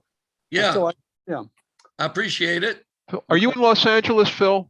I am. Okay. As soon as I looked at you with that shirt, I said, he's show business. That's a good thing. It was actually, but every few years it would just change completely. Yeah. It's like I did variety shows. Then there were no more variety shows. Then you'd go and you'd do documentaries. Then there were no more of the MT videos, no more of those, home video, then no more of those specials. There's no such thing as a TV special. So I just kept moving until now when I get to sit back and have my TV collection. Yeah, well, these guys gave you a clue on how to get pictures on all of them again. Yeah, I'm going to try to do that sort of broadcaster and see if I can get it on channel 3 of a lot of them. But I'll come back next month or next time if you want any more tours. I've got some stuff to share. And it was just great meeting you all. Hey, Phil, if you want to get completely into the weeds on it, you can do what some of us do. Get a couple of those blonder tongue agile modulators, set them to different frequencies, put different programming on each frequency, and then you can sit there and click the tuner like you used to do when you were a kid too. Well, I'll next time I'll share some video of when I had my office. I did have them all working. And it was like, some really surreal TV store. Does the Predicta still work in the center there?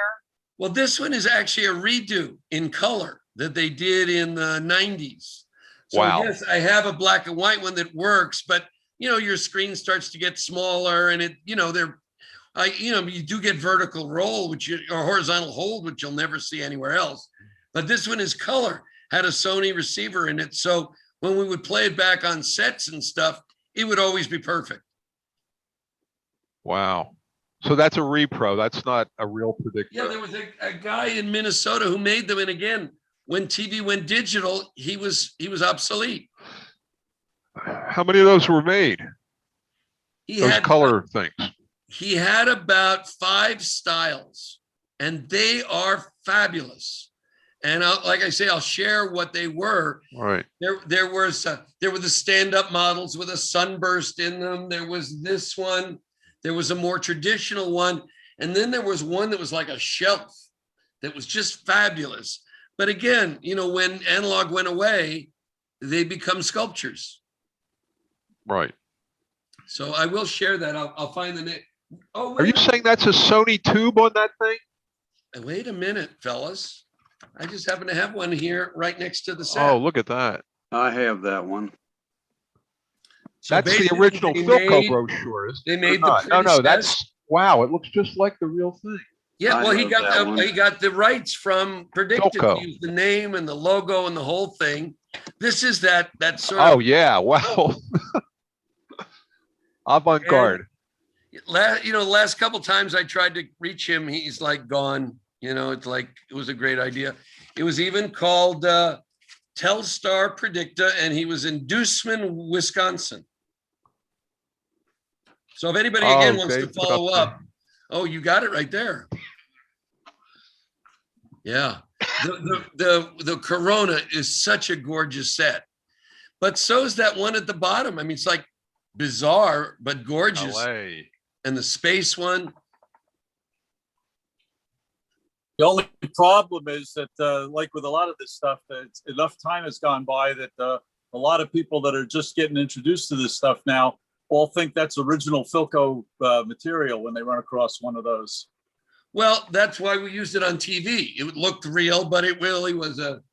Well, anyway, I got some more that I'll show you next time. But there's one there next to it, which was made by a company called the Satellite. What were they called? Retro Modern. And well, here, let me walk over here, and you guys can probably still hear me. Yes. But basically, they got in touch with me and they said, "We hear you have a TV museum. You should really have one of ours." This one here, the Earth is the speaker. It's a Samsung TV that they took out of the box. The works are in a Chinese wok. The hose are in a vacuum cleaner hose, and the red planet is the remote control eye. Cool. And I said to the guy, "You're right, I have to have one." And he, let's see, where were they? He was in Georgia, Retro Modern. He was in Atlanta. And again, when analog went away, he became history. I think there are still a few LPTV analog stations. Very, very few, but LP only. Well, I'm going to be broadcasting on Channel 3 if you guys know your stuff. But only goes 100 feet, right? Well, I got about that. Yeah. You're fascinating, Phil. The other guys are too. Thank you for letting me in the group. And at some point, remember, I have lots of Farnsworth artifacts. If any of you have museums or exhibits or something, I'm certainly willing to donate, share, or trade. So keep me on in your mind, and we'll continue. Have you cataloged them? I got 500,000 items. Oh my God. So we've done our best with scanning and documents and photos. Certainly the notebooks we've been looking for, well, Farnsworth also worked with nuclear fusor, hydrogen fusion. So we're also looking for secrets and stuff. But basically when Kent died, his son, the house was going to be repossessed. It was like just a mess. And we just scooped it all up, threw it in a truck and saved it. Wow. There's a guy in Richmond, Virginia, who went absolutely bonkers on the Farnsworth fusor and is probably the world's do you know this guy, Richard Hull, Hull? And he researched everything there was to know about the Farnsworth fusor. And he replicated it in his workshop at his house. And he taught many other people and I think still holds a little annual mini convention in October at his house in Richmond, Virginia, for people who have built Farnsworth fusors. I will track him down, but this is Farnsworth's fusor. Well, he would go berserk over Wow. that. He wrote a book on it too, I think. He interviewed people, did video recordings of people who worked on it. Apparently, Farnsworth, when he demoed that in some convention, people were climbing over the chairs backwards to get away from it because it really was producing neutrons. And at any rate, he knew what he was doing and had developed this project. And a lot of people have replicated it. It's a fun thing if you love vacuum and high voltage and all those kinds of things. And so look up on the web for Richard Hull, Hull, and Farnsworth Fusor, and you should find page after page of material about Richard. I think he's still with us. I haven't seen it. He usually attends the Hamfests in my area. I will try to track him down also because we had a Fusor symposium here where we had that's interesting. I'm sure he's aware of it. Yeah. What is a Farnsworth Fusor? He's right in the middle of that whole. Pardon? What is a Farnsworth Fusor? It's a device that creates fusion. All right. Generates neutrons. Right. I will do this for you on another day when we can go into more detail. Farnsworth needed an amplifier for his camera. What he invented was the thing called the Multipactor.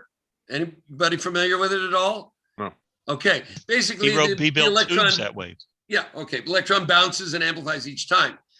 One of his amplifiers, which I have over here, in the end, it created more energy than went in it.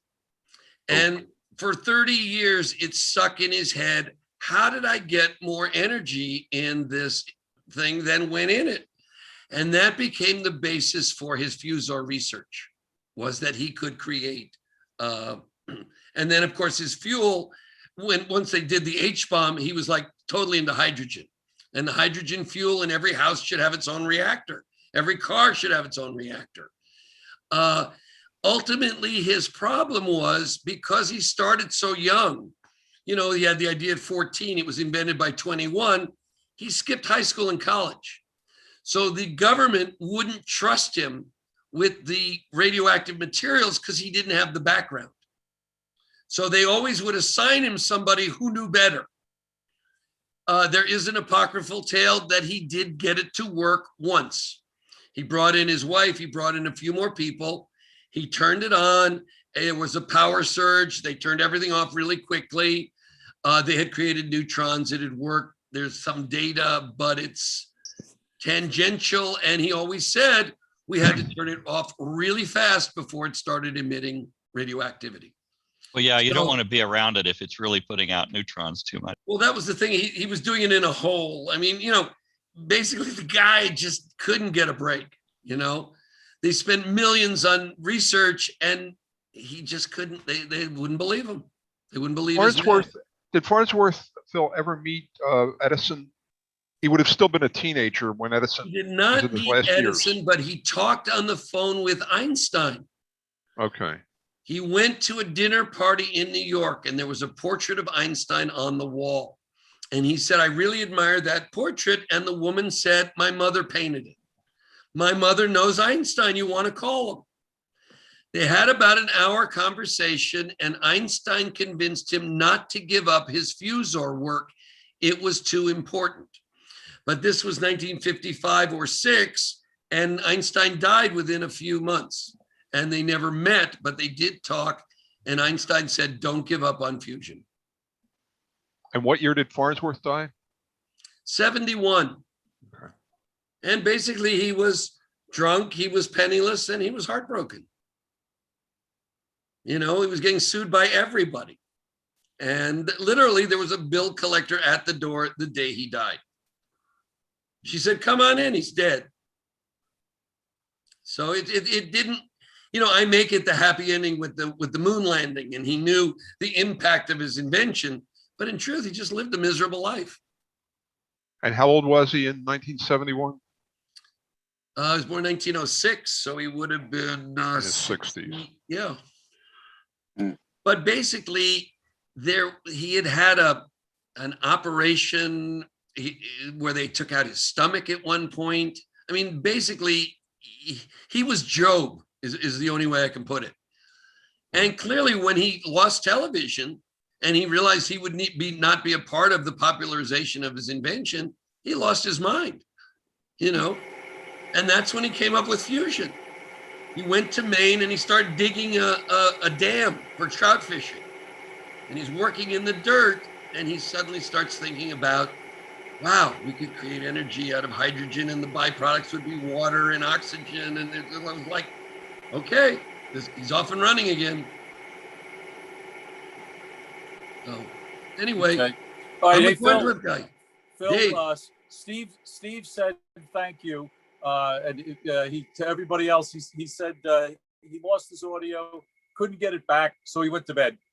Okay. Well, next time or one other time, I will take you on more tours of my little museum. Great. That'd be great. Okay. Thank you. Yeah, that's fuser.net is where Then we may have had Richard Hall's got a lot of. He may have come out for it. You probably did. Oh, I bet he did. I know him, and he because we had him take apart the fusor. He would, if it Farnsworth and Literally fusion, got down. he would have been all over it. Well, here's the core of the reactor.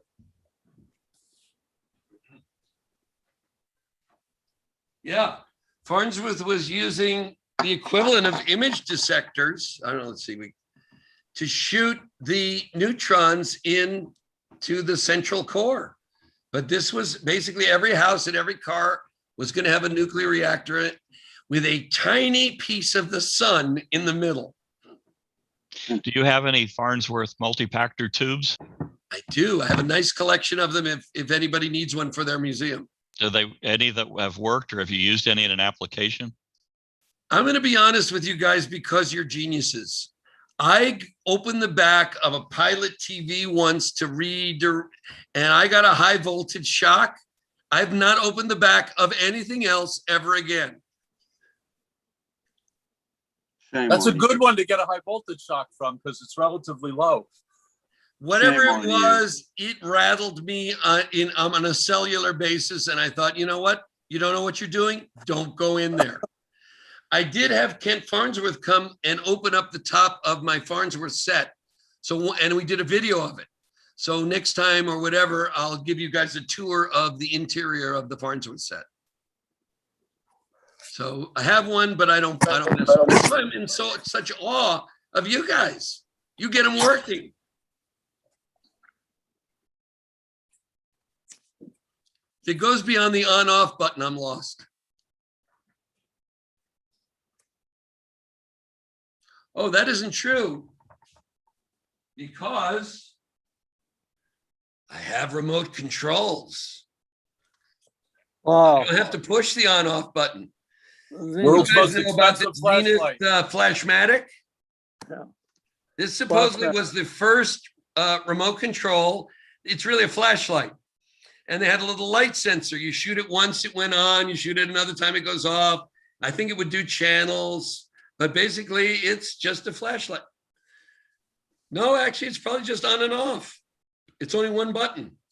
No, it is one button. There were 4 pieces on the Zenith TV set.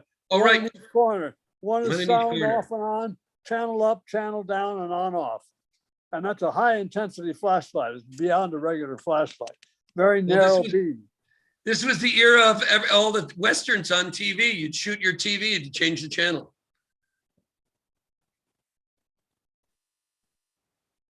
Do you have the TV set that it's meant for? Oops. Probably not.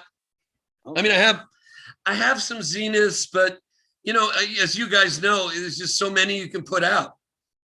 That's why I collect little ones, because portables, you know, I can put, 30 in a room where if they were cabinets, I'd have 4.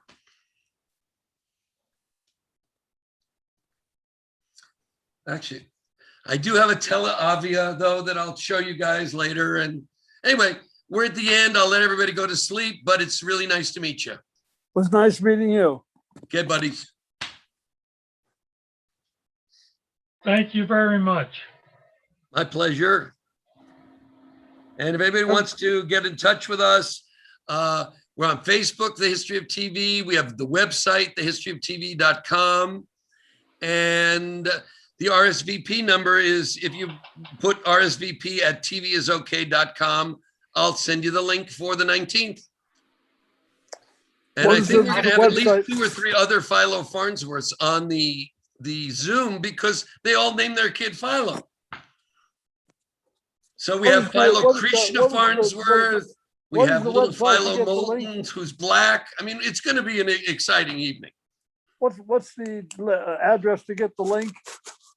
If you want to just RSVP at tvisok.com. That was the name of my company. TV is okay. tvisok.com. And RSVP is it. We gave it a moniker. So RSVP at tvisok.com.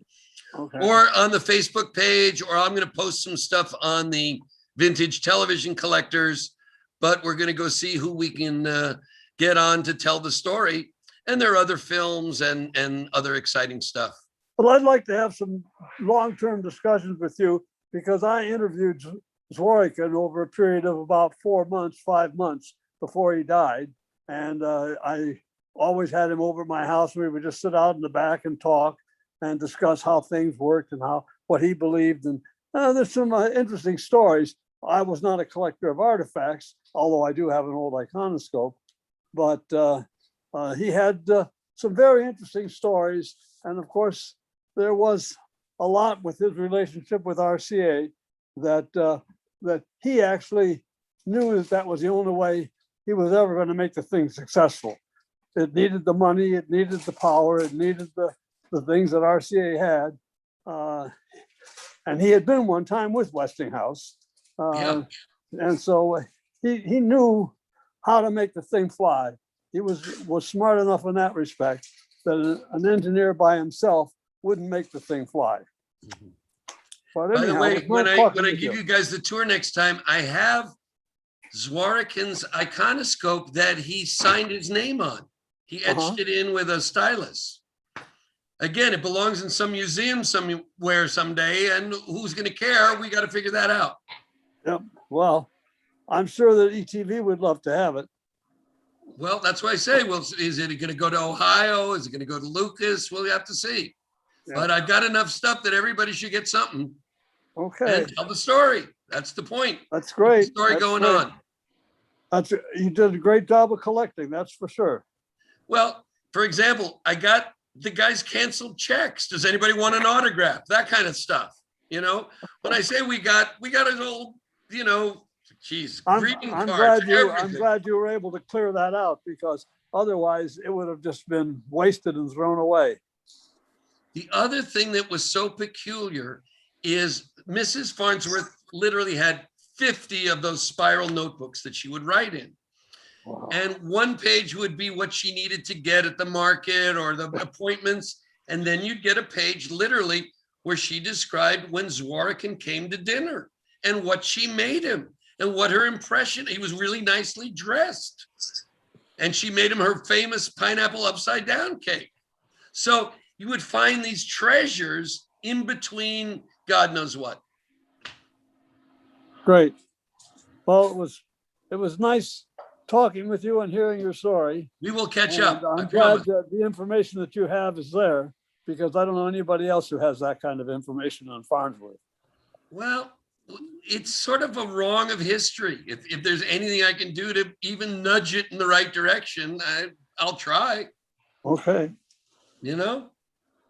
So, well, you're at the right place to start with now, because there's a lot of people here who have, as I say, ETV plus other people. There's all kinds of museums around where people know this site and these people.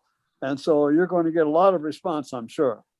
I did get an acceptance from the new Lucas Museum they're building in Los Angeles.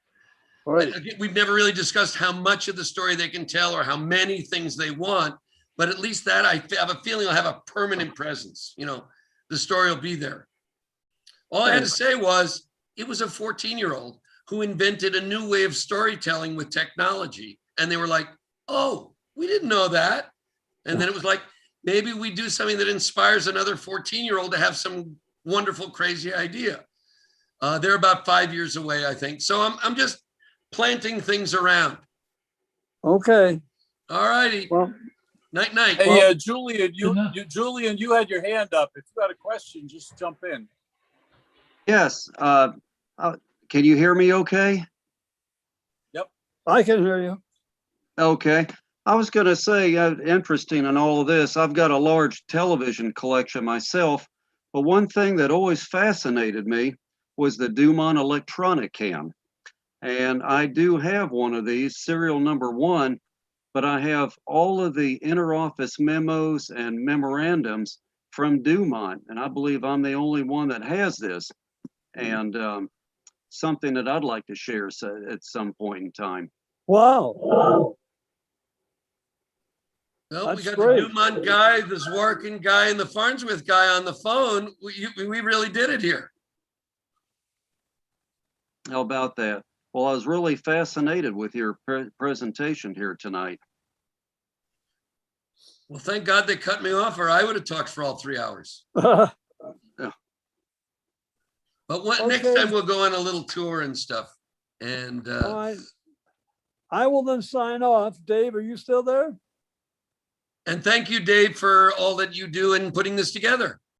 Hey, you're very welcome. It's great. This is what I call making lemonade out of lemons. We haven't been able to get together in person all through the COVID pandemic, so we're doing this instead, and it's a lot of fun. Makes it easier. I don't have to go to Ohio. Yeah. Well, we've certainly introduced a lot of people that have never been to Ohio. All right. I keep you posted. I'm going to sign off. Okay. Me too. Okay. Good night, everybody. Thanks. Good night. Good night. Yeah, good night. Night.